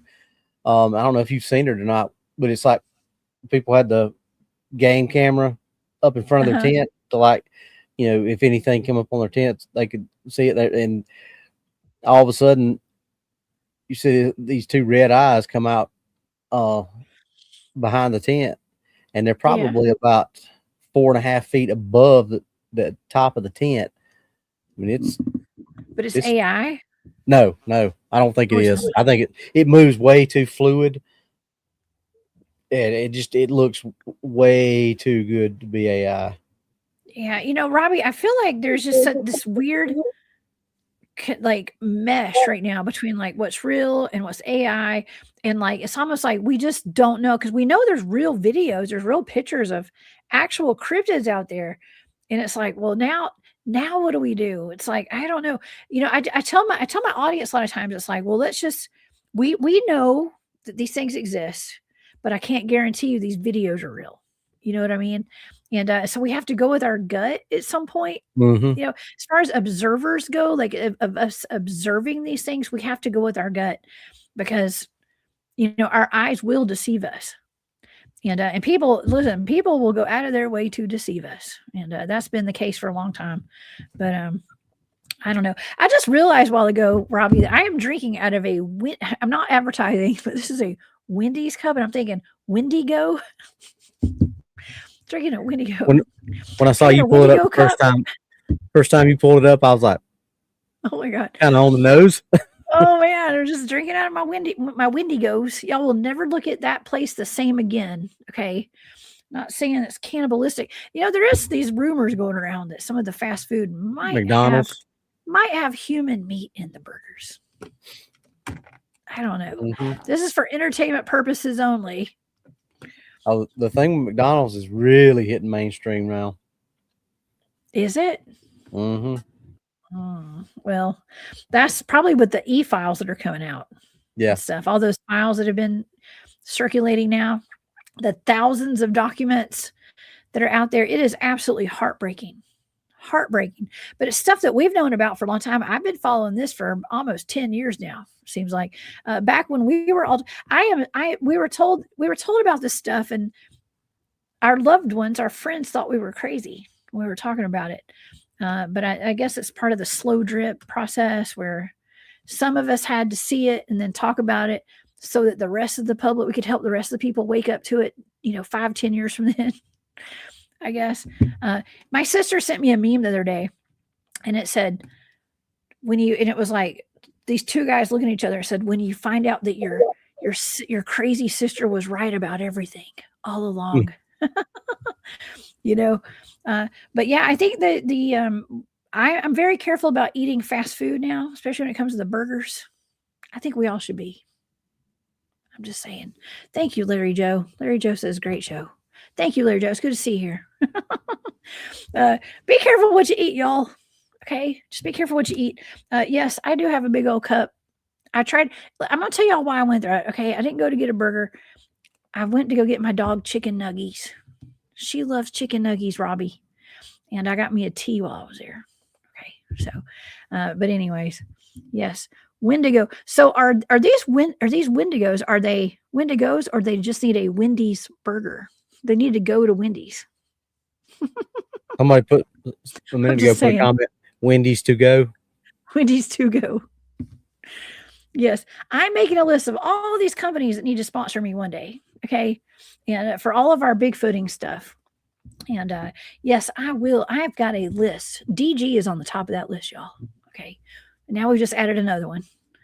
But anyways, Bigfoot Door said those aren't chicken nuggets. No, what are they then? I'm scared. They're for my dog. Okay. She'll eat anything. Usually. I don't know, Robbie. I'll eat anything too, usually, but not after all this. After what we know. So I don't know. Robbie, this has been a very interesting show tonight. How do you feel about it? You said it was going to be a rabbit hole ride. Yeah, it always is, isn't it? I bring you on for the weirdest of the weird ones. Yeah, I've I noticed do. that. I do. Well, it's all regional though. You know what? It's all regional. The last time I brought you on, it was the Wampus cat, and then we had something else. Can't remember. But it's We always stuff that's out of your state. we did the Beast of Seven Shoots. We Yeah, did we the did that Wampus one. cat. We did this one.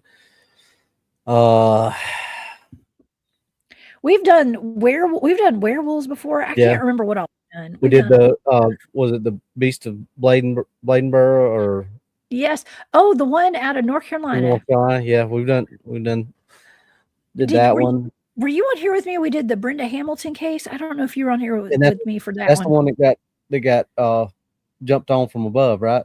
Yes. Yeah. I was on there with you, or I was here with you for that one. Yes, because remember the data said something about chipped and collared or something, and we were thinking maybe it was like a cat.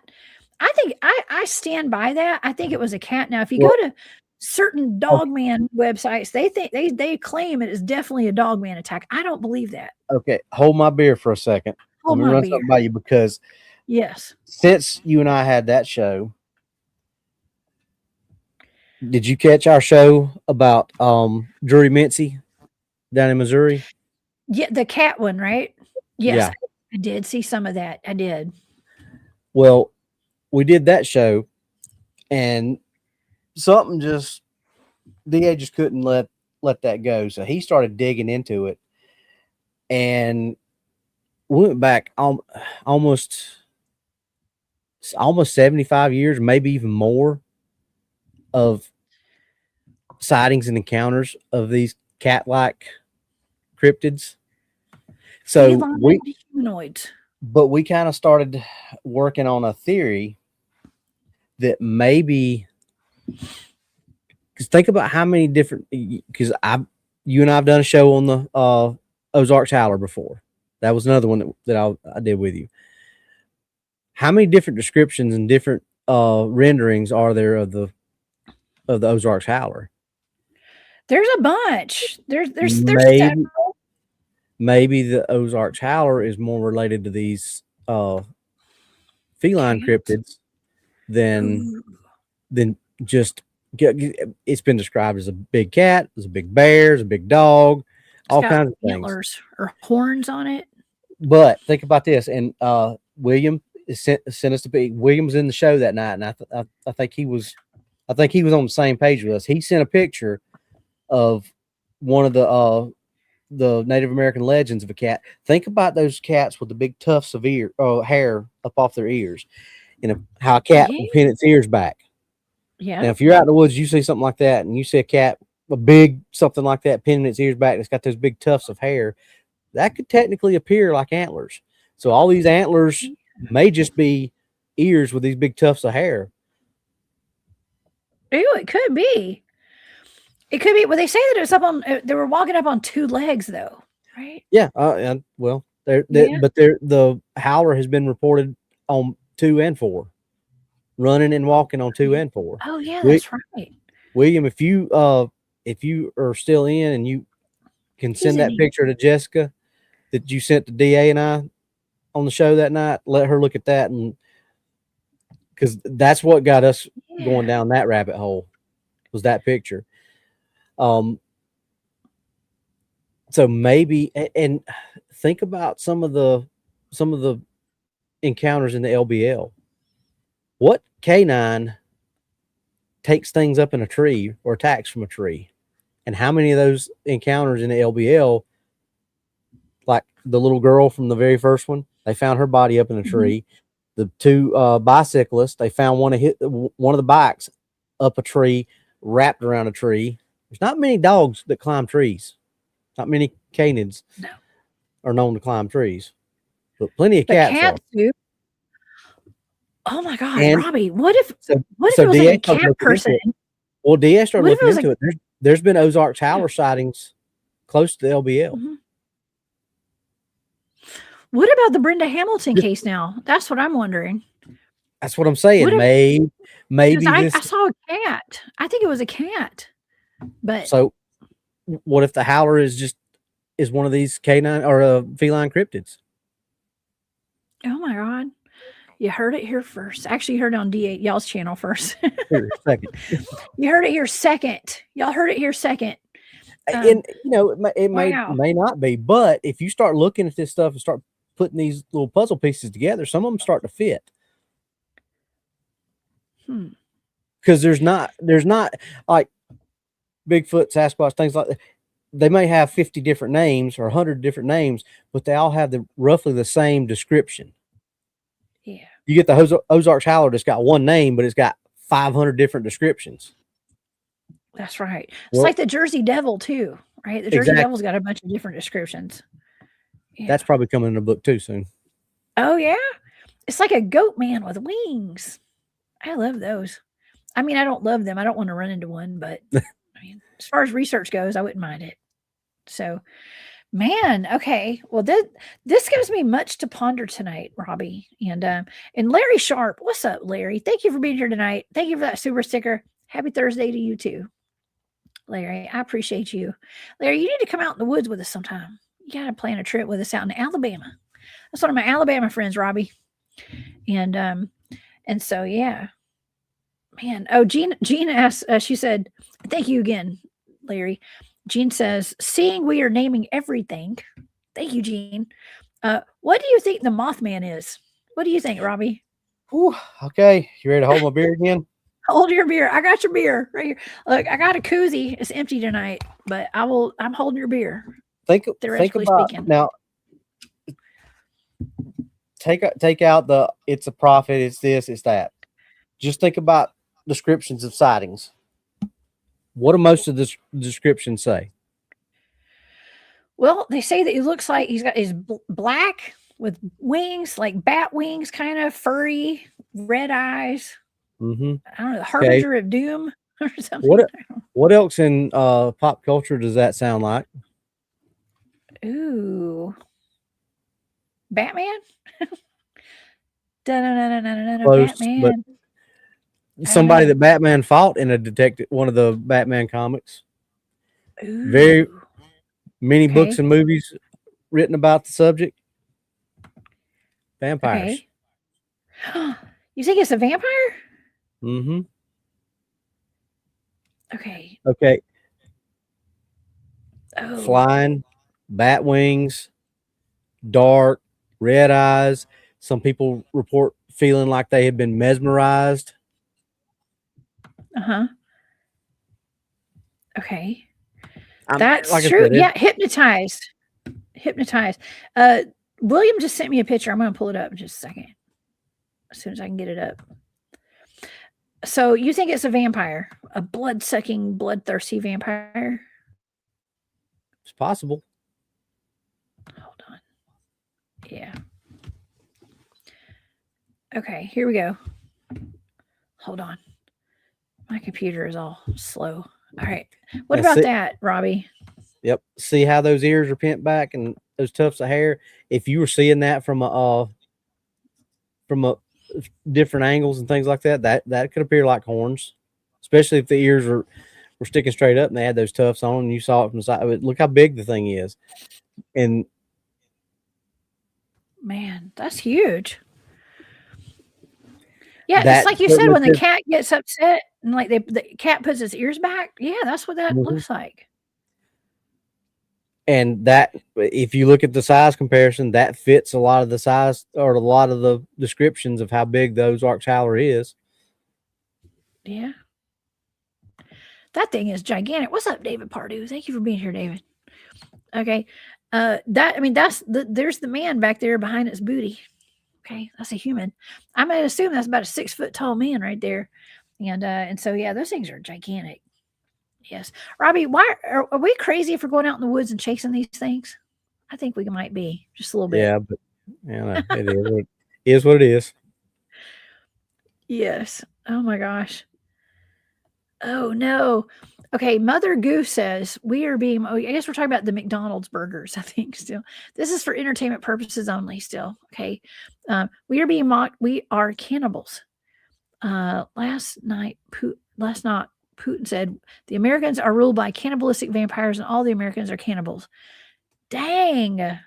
Maybe we are being fed other humans. I don't know. We just saw that Soylent Green movie and stuff too, right? Mhm. So yeah, somebody needs an answer for this. And we got to make some changes here, y'all. Okay. If that's the case, somebody made an interesting point too, Robbie. I was watching TikTok or something, and this girl's like, well, with all these cases of dementia and mental decline going on, especially the elderly, and people are younger and younger now, people are getting like dementia and Alzheimer's and Mhm. stuff. They're like, well, what if it's from eating all these burgers and stuff? Well, What if there is human meat in there and it's from that? think about CWD. Mhm. If you want to control the population, what do you control? The food supply and the water supply. And if you got, like if society collapsed, I know there's thousands more like me. I could go out and hunt, fish, trap, I could provide for myself. But if they've contaminated that source of food with CWD and things like that, Yeah. well, what do I have to depend on now? You're gonna have to go eat some plants. You're gonna have to be But vegetarian. I would probably have to depend on the government. Yeah, that's what Which they is want. exactly, that's what they want. Yeah. What did Ronald Reagan say? What are the scariest 4 words in the English language? I'm here. I'm with the government, and I'm here to help. Is that it? Or 6 however many words No. that is. That's the I think it's scariest more than sentence. 4. Okay. That's the scariest sentence in the English language. It is. CWD is chronic wasting disease, y'all, just in case. And a lot of the deers do have that. And I was talking to somebody the And other day about the not deers mhm. and how I think the not deers. Somebody said, what do they call not deers in Alabama? The ain't deers. It was Greg Yeah, Ogle said ain't that. deer. Yeah. Greg said that. Shout out to Greg Ogles. And hold on. What's up, Jamie? Jamie's in the chat. Hey, Jamie. Jamie is one of the sisters that came to hang out with me in the Georgia Bigfoot Conference last year. And now she is part of our team, as a matter of fact. So Jamie says, what if it's encounters with high strangeness impacting your brain? That's interesting. It can be pretty disturbing with some of the things we experience out there. Jamie has some pretty intense encounters out there. Out at one of the spots that we go to and do some research, Robbie. And you can imagine, place that you went with me was pretty intense, wasn't it? Oh yeah. Yeah. That was LBL levels of intense the second time at least. Yeah, it was. I actually was talking about the other day, like I guess it was, I don't know if it was yesterday or on, what is today? Thursday? So maybe it was on Monday. But I was talking about how I was out in the woods, and I said during the show, I thought maybe my son was with me, but Ben was not with me. It was somebody, I think it was Keith or somebody on my team. And somebody out there said the S Walker word. Like you don't say, listen, we got our flashlights off. We're in the pitch black. We're in the middle of nowhere. Do not say the S Walker word. Just don't. Because as soon as whoever said it, the entire energy shifted in that forest. And it was not comfortable, Robbie.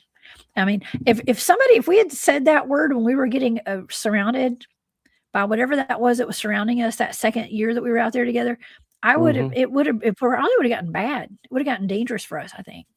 Well, I think it was headed that way anyway. It was already dangerous.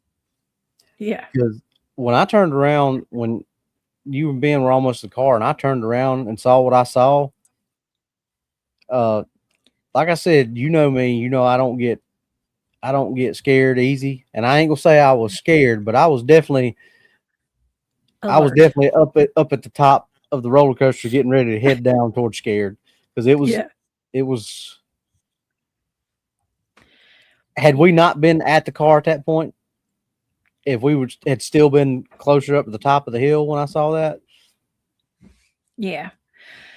Yeah. Well, that first year we were out there, I was like, yeah, let's head back down the truck, because there's actually something down by the truck. Mm-hmm. I was sensing, picking up on. Actually, Jean Hudson is very psychic as well. She picks up on stuff, and so that's what I just said. If you want to control the population, you control the food. Yes, let me read it out loud so the podcasters can hear it. People listening on podcasts. Robby, with all the wildfires and poison in the rivers, I believe that is on purpose so we can't hunt. Remember, who controls the food controls the people. And Yeah. And you know, I 100% believe that CWD was released. I don't think it's naturally occurring. I think it was released, and I think it was released for that purpose. Because if you can't go out and harvest a deer to feed your family because of all this stuff, then you've got to depend on government assistance. Yes, that sucks. Thank you. What's up, Cryptidville? I'm so glad to see you here tonight. He says they are poisoning everything. Yes. Yeah, you know, we actually went 2 days this week with all blue skies. The first 2 days of pure blue skies that I've seen in months, maybe years. And that just makes me mad. It makes me mad. I look at the sky and I'm like, you guys are going to HE double hockey sticks, okay, for doing that. So I don't know. It feels like everything is against humanity right now. What do you think? Do you agree with that? Everything is attacking humanity. Well, I mean, it's attacking good and righteousness. I mean, that's true. If you don't see that we're in the middle of and you don't have to necessarily subscribe to the same religious beliefs that I do to see this, but it's good versus evil, no matter how you define what your part of that is. It's good versus evil right now. I mean, yeah. I mean, you don't have to look far to see that. That's right. That's right. It's light versus dark, good versus evil. That's all. And I don't know. So just everybody keep your protection up, keep your vibrational frequency up, and don't live in fear. Like I always say, fear is like the lowest level of a vibration you can get in. Don't live in fear. Live in awareness. And yeah. I don't know, Robby. I don't know. I'm over here drinking my Wendy's tea, my Wendigo tea, and your Wendy's to go. Yeah, it's probably not a good idea. But CWD, William says chronic wasting disease got out of control of the government. Actually, you know, there's that place I've been up to Montauk, like up in the top of Long Island, and there's a facility called Plum Island over there, and that's where they do all these animal experiments, and you can't go anywhere without getting covered in ticks up there. You can't. It's the same down here in the South too. We got ticks all over the place, but ticks are especially bad up there. And yeah, and right now we do have that thing that is, who wrote that? Hold on, somebody wrote the word kuru or something. That is something that I just learned what it is because of all this cannibalistic talk. And so that's something that's like a chronic wasting disease in humans if you're eating human meat. And my goodness, I mean, if we really are, let's just say theoretically speaking, for entertainment purposes, if we are eating human meat, some people, and hamburgers and stuff, that would mean that we are subject to like getting this kuru stuff. It's prion disease. It'll affect your brain. Yeah. We did a whole show on it, and Doc and Steve got into the meat and potatoes, so to speak, of meat and potatoes. Jeez. They broke it down and explained all the ins and outs of it. And those two are really knowledgeable when it comes to stuff like that. You know, me and DA are like, okay, but they know their stuff when it comes to that. And we did a really thorough show on that. I think last year sometime. Oh yeah. Revelations. That's right. It is a spiritual war too, Robby. 100%. There's no doubt about that. And so they do say at the end times there's going to be beasts that come and try to eat men and all that kind of stuff. And so it also says what was good will be considered evil, and what was evil will be considered good. I'm paraphrasing, of course, but I mean, you don't have to be a rocket scientist to look at the way things are now and say, exactly what's going on. Yeah, I know. And I have to say, like, I feel like it's man-made. a lot of this is like it's almost like they're going by a script or Well, something. it's man-made, but it's assisted Assisted. That's right. assisted by other things. Yeah, it is. It Now, is. William, Well, good night, William. Good night, William. Yes, man, this has really been a wonderful show, Robbie. I'm not going to keep everybody here all night. We do have school tomorrow. We got school, and so I don't know. I want to thank you first of all for being here with me tonight, and for covering these. I mean, this could be difficult to talk about. We always kind of shine a little light on it, and we have fun talking about really dark stuff sometimes. And but I'm not saying we have fun, but we lighten the mood. Okay, when it makes it easier to talk about. So thank you so much, Robbie, for you just being my roll dog tonight. You know you're always welcome to come hang out with me anytime. oh, I always enjoy it. Okay, thank Always you. enjoy hanging out with you. Well, thank you. And Ditto. hopefully, so here in the near future, we get to hang out in person. Soon, very soon. I see some people in the chat will probably be at that event actually. Yep. And No, Blackie's going to be there, I believe. Yeah. Oh yeah. I don't want to speak for him, but I think I saw that he was going. Chad's that right? Are you gonna be there? I hope so. We're talking about doing a little trip, a little meet and greet, I think is what it is. Yep. Jessica and then DA Doc and I have been invited to the Woodwalkers meet and greet that they're having. I don't have they officially announced the dates yet? 'Cause we know what the dates are, but I'm not saying it until I know for sure that they've announced it, and I don't know that they've officially announced it, but they're having it, and coming up in about a month or so. Yeah. It's coming up soon, a couple months. Yeah, somewhere around there. Yeah. Well, it'll be a good little trip. It will be fun. You know what? I want to hang out with. I've never met DA in person. All the other guys. I met you, but not all the other fellas. So Doc's going to be there too. So that's cool. Not a lot of people got to meet Doc in person. They've just seen him on the show, but he'll be there. All the Woodwalkers will be there. I think Roger from Squatch and Holler is going to be there. I think, like I said, I think Blackie's coming. Like I said, I don't want to speak for him, but I think I saw that he's coming. Maggie Johnson's going to be there. There's a lot of people's going to be there.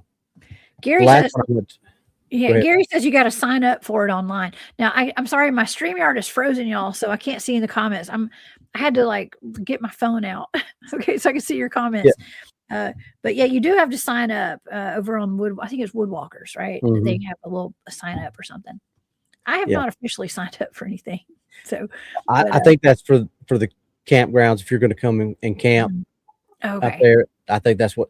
But those of us that they've invited to be the other channels to be there, like especially like DA Doc now because DA can't camp because of his back.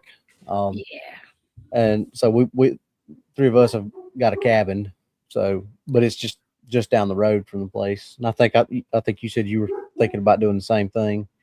Yes, we'll see. I always keep my plans a secret until I go and then I come back. So we'll see. But yeah, I can't wait. Hopefully I'll be able to make it up there for that. And Robbie, tell everybody where they can. I want to hear about your books. Tell us about your books and about the podcast you guys have where you're doing live shows Mondays, Wednesdays, and Saturdays. Monday nights is Monday Night Mayhem. That's just usually me and DA. And it's kind of one of those pull back the curtain type things. We're writing a book, and it's connected with all the other books. It's called, like I said, Monday Night Mayhem. It's still on the Nightmare Hunters podcast, but it doesn't air on UnX Radio like the others do. It still airs on YouTube and Facebook, but it doesn't go out on the UnX network because they didn't pick that show up. But we just kind of pull back the curtain, show the writing process. We're letting the chat kind of help us out and give ideas. And actually, once the book is done and we get ready to publish it, DA and I have decided we're going to take all the proceeds from that book. We're not taking anything from it. All the proceeds are going to go to a Valhalla project or the 22 a Day Foundation. Oh wow! So that's a big one that the three of us really is close, near and dear to our heart. So we're going to take all the proceeds from that book and it's going to go to that. 100% of the proceeds will go to those. 22 a Day Foundation is 22 first responders or armed service members take their lives every day, and that's 22 too many. So we're real big on getting that number down to 0. So that's why we're taking all the proceeds and donating it to that. So you can find DA and I on Monday nights, 8 o'clock Central, 7 o'clock. 8 o'clock Eastern, 7 o'clock Central. Then Wednesday nights, that's the first of the Nightmare Hunter podcast shows. Usually, it's always me and DA.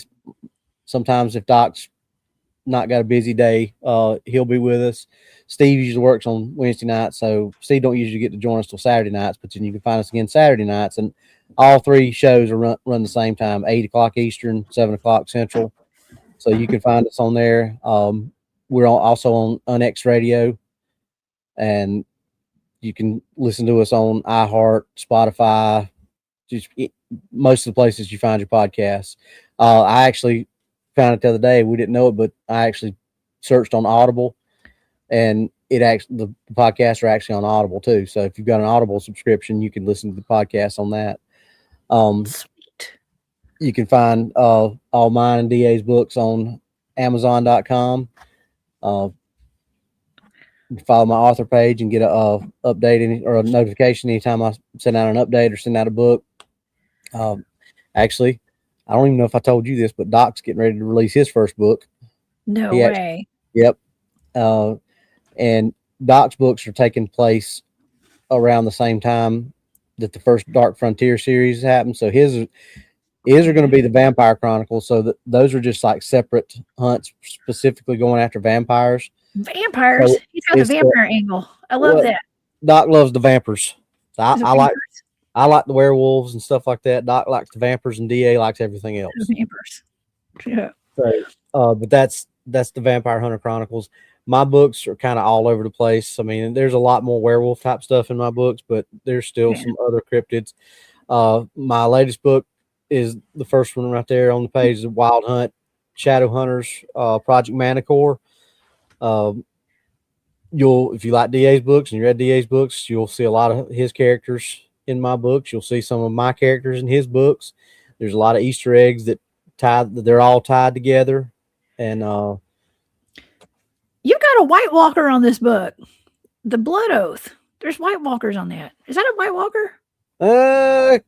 That's a vampire, but it kind of was inspired by the White King or whatever. That's Lucian Dragor.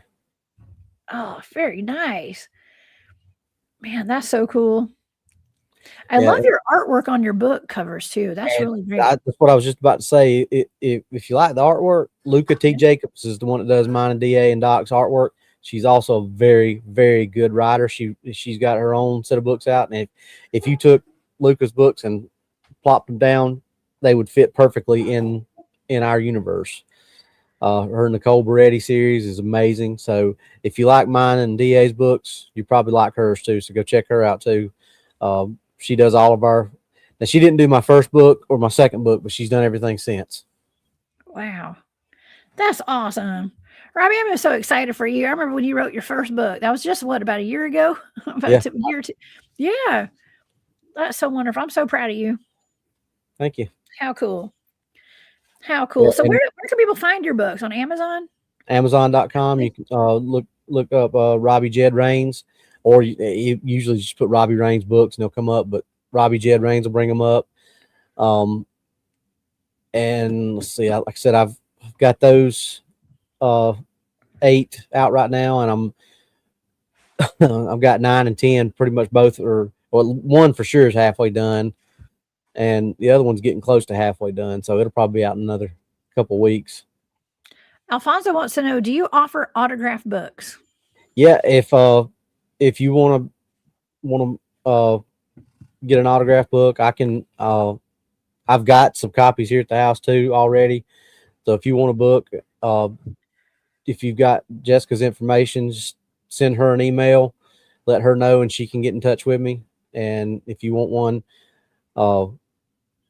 it'll just be whatever the cost of the book is from Amazon, plus the shipping, which is medium mail. So I think it's like $28. It's not like I'm not charging anything for my autographs, just charging for the price of the book and It's uh and priceless. and Priceless. the media mail that it costs to send it. So like $28, I think, covers all that. You can hit me up through my website, by the way. Yep. Okay. Go to my website and hit contact me. Okay. And Jean Hudson has a suggestion. She says, if your books interact, you might have to make a list on what should be read first when you got 3 different authors and the times of the books overlap. A good list is nice for us readers. That's a good idea, Jean. There's a timeline. We have an updated timeline that, because they're not counting Doc's books, because DA and I did this before Doc wrote his book. But just counting mine and DA's books, there's 42 books combined between DA and I. Oh my God. They're connected. That's a lot of books. So it took us a minute to sit down and figure out a timeline, but there is a timeline. If that's something y'all want, just let Jessica know, and I can get her an edited timeline that shows the order, because that's how we did it. We sat down, not necessarily the order that the books were written in, but chronologically and story wise, the best we tried to come up with the best way to read them, to get the most out of it. Which is a lot of times that's why one of us might put a book on the back burner for a little bit, because the other one, there's something they need to read from the other one's book first. And Doc's books are not going to be that way, because they're all going to be pretty much back in the 1800s. He's got a pretty cool concept though. Doc is a really big cowboy historian. He loves Deadwood. He loves Redemption. He loves the shootout at the OK Corral from Tombstone. So, and DA is already pretty much established that all of us in the Nightmare Hunters went through all this. Declan and Jed were both at the shootout at the OK Corral. So was Doc. So all that stuff is that's where Doc's going with his series. Is he's just hitting all those towns, all those old West towns that we're in, but he's just adding the vampire lore to it. So it's a pretty cool concept. I think he's mapped out about 7 books so far with all the information. Mm-hmm. You mean like he's ready to go? He's gonna get. Wait, he's finished with his first one. He's about halfway through his second one, and he's mapped out through 7 total books, I think. And then I've actually I started working on a concept, kind of the same thing that he's doing, and his kind of focuses a lot on Doc and Jed, because everybody loves. Because if anybody watches our show, you know this. You know the dynamic between me and Doc. Yeah, most people can't believe that we've only known each other 3 or 4 years. Most people think we grew up together, and everybody loves the dynamic between us. And DA's captured that so well in the books between Doc and Jed, which is me and Doc. And so I adopted that into my books. You've seen it, and he's adopted into that. So a lot of the storyline in that book is really heavily focused on kind of Doc and Jed's adventures going through all that. So my idea, I love the cowboy history, but I'm not as knowledgeable on that as Doc is. But what I am knowledgeable on, what I like, is the World War II era. Well, the Nazi werewolves, the SS werewolves, and all that kind of stuff. So my idea is, DA's already established that we were in World War I and World War II. So my idea is to pick up when the Nightmare Hunters were in World War II. So may be just time jumping and time traveling all over the place. Yep. So I still haven't got it all outlined and mapped out, but that's once because DA and I've got a lot of stuff we've got to get done with. This is all stuff that's not going to affect the main timeline stories. But we've got a lot of stuff we've got to get through for that. And I don't want to get sidetracked on this and not be able to start, because that's main universe canon that he and I are working on. So there's stuff that because we've sat and we got like 3 pages worth of outlines of all the stuff that each one of us has got to get through. So, man, I tell you what, that's really cool. I don't know anybody else is doing that. They're like, you guys are all friends and you're just like kind of crisscrossing your stories and like making it all mix, and it works out perfect. And when I'd had the story, like if you take Silver Star and the First Grail book and you put those two books together, that's roughly the outline of the book that I had the idea for. And everything else in the middle is just kind of like, the stuff that I've come up with from being friends with DA and Doc and all that. But when I first wrote the book, everybody was like, oh, y'all get, especially me putting DA and Doc in as characters, but that was real world DA and Doc. And everybody was like, y'all need to tie them in. Y'all need to tie them in. And DA's like, yeah, we want to, but we got to do it the right way. And we couldn't figure it out. Couldn't figure it out. We talk about it. Never could come up with something. And then just one night we were just talking and it just hit me like that. And I said, what about this? And I gave DA the idea and he did his old. And Doc was just like, that's genius. That's sheer genius. And so, and we took it and ran with it and it's working. And what's so funny about it is stuff that DA wrote 10 years ago that before any of us knew each other, the way he wrote it left it perfectly for the way I tied some things in, and stuff that I wrote in the first and second books before we even officially decided to tie in just fit and work. It's like it was all it's like peanut butter and jelly. Yeah, yes. It really is like it was supposed to be that way. And now it's just it's just a matter of, hey, you got anything for this character coming up? No. Okay, I want to use this character for this. Like, okay, cool. We just got to make sure we keep up with who's doing what with what character. I know. Like, I could see y'all like in a room with like what is that meme? It's like a guy that has like the strings that go from like one thing to the next, like the conspiracy theorist. Like that's so hilarious because before I started writing, I told DA, I said, and it's before I ever went to his house the first time. I said, I'm gonna go in your writing room and it's gonna look like one of those old things. I said, you got red cords strung all the way across your room. He just laughed, and so that's kind of a running joke with us now. We've got all those conspiracy theory cords tied across the room and all that stuff, little spider webs. Yeah. But I see that. I see that. It's been fun, and and Doc was always like, well, I kind of, because Doc's actually had the story that he wrote in the first, but he's actually had it in his head about as long as I've had my first story. So it took us both that long to start writing, but like I said, it's almost like it was all meant to be because it all lined up. Because I don't think I could have, well, it's not, I don't think, I know I couldn't have wrote the story that I wrote had I not, been friends with DA and had all the inspiration from him. And Doc said the same thing. He said if it hadn't been for the stories DA and I wrote, his story wouldn't have, fully developed like it did. Yeah. And you guys are inspirational to each other. And it really is. And it's like he said, he was like, oh, it's just gonna be one and done. I'm gonna write this when I'm done. And we sat there one night, the three of us, after a show, and I said, dude, you know more about all these old West towns and stuff than anybody I've ever met in my entire life. I said, you got tons of material that they could jump from all these little cow towns and all this stuff going on that who stayed in what hotel for how long doing whatever they did. I said, you've got your story. I said, you just got to interweave your stuff. And the more DA and I talked with him about it, it's just like you could just see the gears turning and then the light bulbs going off. And then next thing you know, he's got like 7 books outlined. So it's just, my gosh. Y'all make it look so easy. And I know it's not. No, I mean, DA, and I laughed because I thought he was joking with me. He said, writing the book's the easy part. And really, honestly, it is.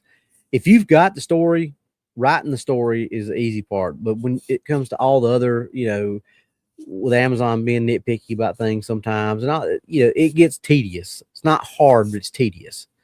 And thank God for Luca. If she hadn't come along and started doing some of the stuff she does to help us, she's she's right there with us as far as we were all supposed to meet, because it's, that's why we publicize her so heavily, because she really is a big part of our success with the covers. And she's keeping y'all in line, is what you're saying. yeah, well, she Yeah. does DA's covers, she does mine and Doc's covers, and she does the formatting for all that stuff too. So when I'm done with final edits, and all my alpha readers have read, and I'm done everything that I can do with it, I send it to her, and she makes sure it's all indented and formatted and all that kind of stuff, and she does the covers and does all that stuff, and puts the table of contents together for the ebook, and stuff that I've been like, it'd take me forever if I was trying to do that myself. So she's amazing helping us out with that. So like I said, go check her. If you like our books, go check hers out. LucaTJacobs.com. You can get all her books there, or Amazon. Oh yeah, I love that, Robby. That's awesome. Hey, listen, we got a question. We got a couple of questions in here. Max Life and Love and Learning. I am by, and Jessica, if you could be a werewolf or vampire, which would you want to be and why? I would totally be a werewolf. 100%. I'd much rather be a werewolf. What would you want to be? I mean, and I think it's just because I like werewolves better. 100% werewolf. There's no hesitation, no need to think about it. Yeah. Werewolf. I mean, I would 100% be a werewolf. If you read Silver Star, Jessica already knows this, but main character Rick Becker is based on me. I mean, you can read that story if you know me. Like Jessica, when I let her read the first part of it, she goes, "Rick's you, ain't he?" I'm like, maybe. I could tell. So that's there's 100%. I would be a werewolf, and as far as the why, well, number one, I've always loved wolves. That's always been my favorite animal. I've always looking into like the spirit animals for Cherokee. If you're born in November, your spirit animal is a wolf, and I've always felt like a wolf was my spirit animal. And it's just, I've probably watched every single werewolf movie, no matter how cheesy or how B, C, D, all the way down to Z rating movie. If it's a werewolf movie, I've probably watched it.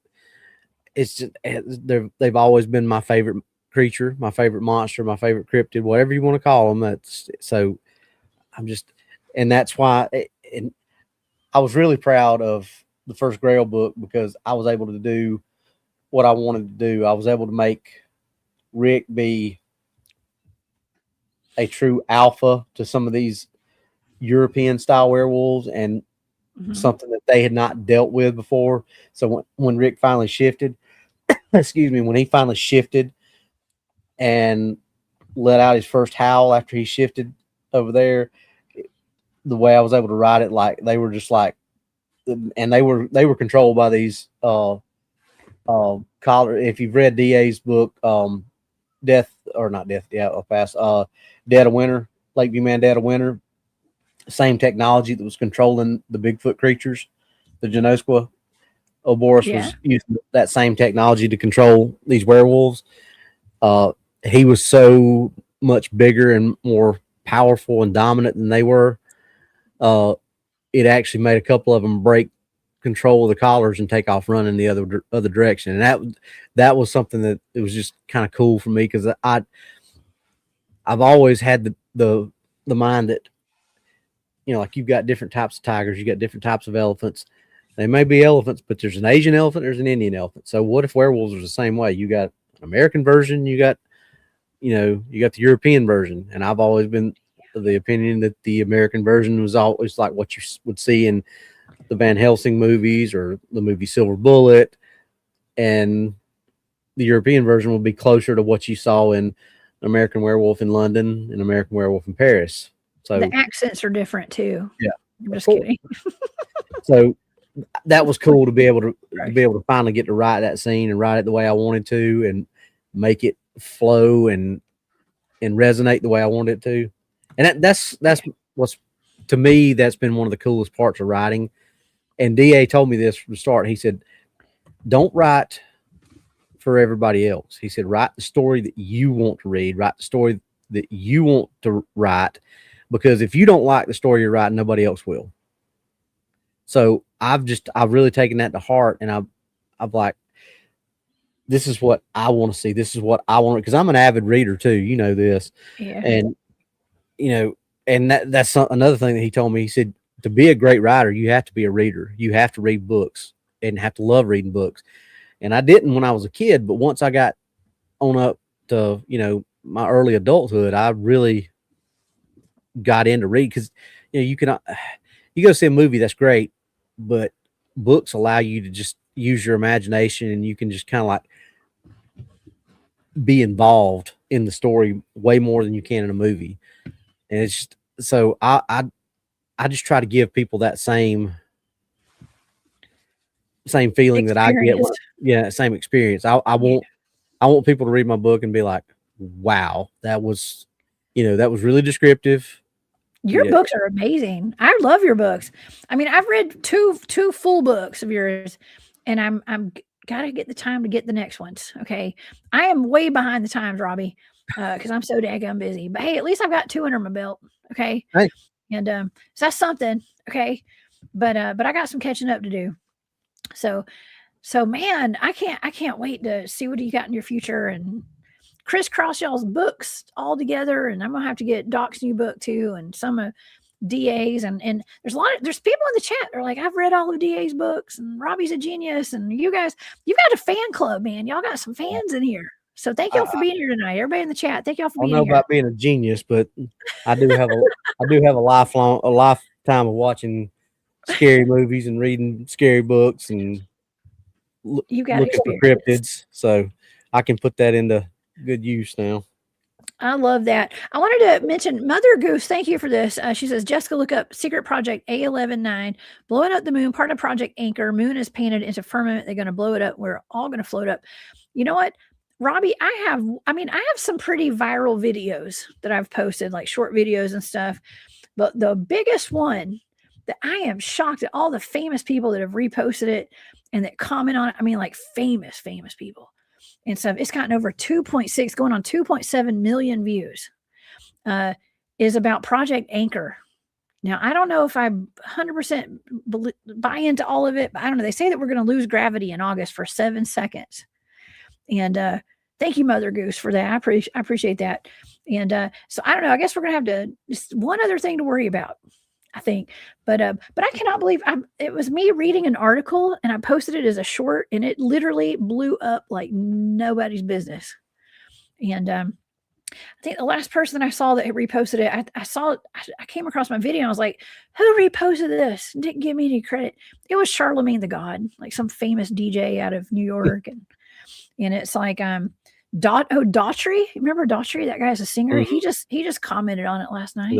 Chris Daughtry, was that his name? Yes, I guess so. I don't know. That was the last one that I saw. I was like, oh, another famous person just wrote on it.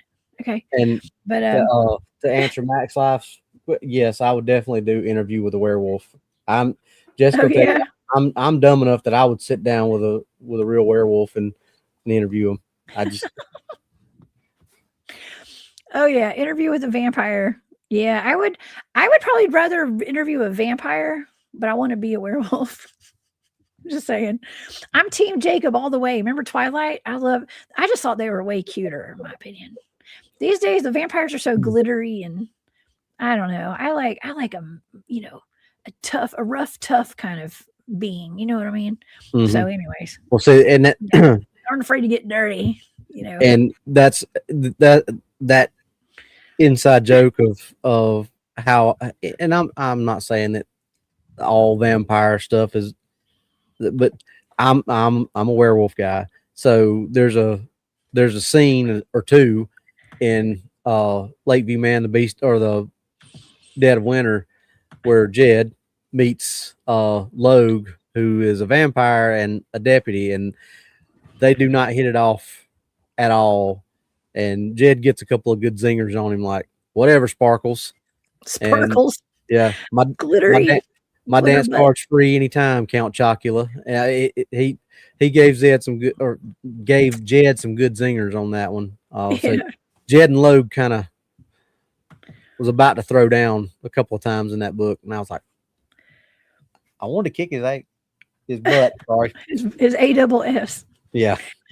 Oh my gosh. That is so funny. You But- got some good in there. Yeah. Vampires are just a little more glittery and not as tough, in my opinion. I loved it when he made Jed say, "Whatever, Sparkles." That's when he had Doc whisper at him say, "I ain't seen you take a disliking to somebody like that since 1870 or 1897." He said, if I remember correctly, you shot that guy in the face." Oh my God. Yeah, y'all go way back. If you're immortal, you never die. Yeah. God, would you want to be immortal in real life? I just would not want to be immortal. I don't think. Like just living. And they say some of these celebrities that we have today, I've been showing pictures of historical figures from, centuries ago being our modern day celebrities today. Yeah, I've seen the one about Nicolas Cage and who else? Keanu Reeves. Yeah, Keanu Reeves. It's all of them. It's all of the celebrities. Yeah. It's all of them. Sylvester Stallone, Mark Zuckerberg, all of them. Everybody. Well, somebody put up a picture of Teddy Roosevelt and I did. Robin Williams. I've done that. And I may still have it, actually. Oh my gosh, hold on. It might be right here. Oh, here it is. Look, guess what, Robbie? I've got it right here. With what is this guy's name? Yep, that's the guy I saw do it. Taylor Hanson. His name, but look, his wife is the same too. That is Teddy Roosevelt's wife, and this is Robin Williams' wife. It's like the same person. I mean, they say that they bring their wives with them, okay, as they're using the same. I mean, it's just wild. I mean, there's more. I've got this one too. I showed on my show yesterday. Like, who's that? John Travolta, Natalie Portman, I think. I don't know if that's her. Yeah, John Travolta, Natalie Portman, Leonardo DiCaprio, and Jennifer Lawrence. Yeah. Yeah. I mean, what is this world coming to? I guess it's just, we've just been deceived for a long time. I believe it. I'm sorry. I do. I believe it. I'm not sure if I believe they're like fallen angels. That's what people think. I think they're just maybe vampires. They're obviously eating blood. Not all. I mean, I'm not saying this is for entertainment purposes only, but if those files are true, a lot of them are vampires. Vampires. So go figure. I don't know. Protect your neck, y'all. Protect your neck and watch your kids. Okay. Keep an eye out. And on that note, I hope everybody enjoyed the show tonight. And Robbie, thank you. Do you have any final last words on our York County Wendigo tonight or anything? Do you have any final words for the audience tonight? Be careful in the woods of South Carolina. Exactly. South Carolina has got some weird stuff going on out there. Yep. Including Robbie. I'm just kidding. Yep. Get yourself a Dark Angel medical kit if you're going to go in the woods. That's important. I always have a medical pack. I have a combat medical pack. Actually, I put together myself. Yeah. Got to get the shameless plug in there from my brother, though. And I'll have a good weapon on you. Some good knives, right? You guys promote knives and all that. Scallywag Tactical. Mm-hmm. And Sigwo Arms. Yes. And be careful if you go get a burger. Remember the Wendigos when you go to places like when you go to Wendy's. Okay. Anyways, y'all, Robbie, thank you so much for being here. Y'all, please go over to the Monster Hunter podcast and Nightmare Hunter. Oh my God, I'm so sorry. I said that wrong. Y'all change the name of your podcast. Yeah. I've had a hard time adjusting. Okay. I'm so used to saying DAX Machina. So Nightmare Hunters, y'all. Nightmare Hunters podcast over on YouTube. And please go get Robbie's books, y'all, over on Amazon. Robby Raines. Thank you so much for being here. I will see you out in the woods. Maybe I'll see you on a show again before then at some point. But I will see you in your chat. That's for sure. I do swing by as much as I can. Okay. And I hope the audience does too. I want to thank, let's see, Larry Sharp. Thank you for that super sticker tonight. That was so sweet of you. And you guys, thank you all for being here tonight. Thank you to my moderators, for my channel members, my Patreon members. All that data for those 2 targets is in my Patreon if you guys want to go check that out. And y'all, please be safe out there. Come back and see me on Saturday night. Robbie's going to be live on their show Saturday at 8 p.m. Eastern. I will have on my show starting at 10 p.m. Eastern. So y'all come over here after Robbie's show and come see us. All right, everybody. Have a wonderful night, Robbie. Y'all have a great night, and I will see y'all back here on Saturday. All right. If I can get my buttons to work. Bye, y'all.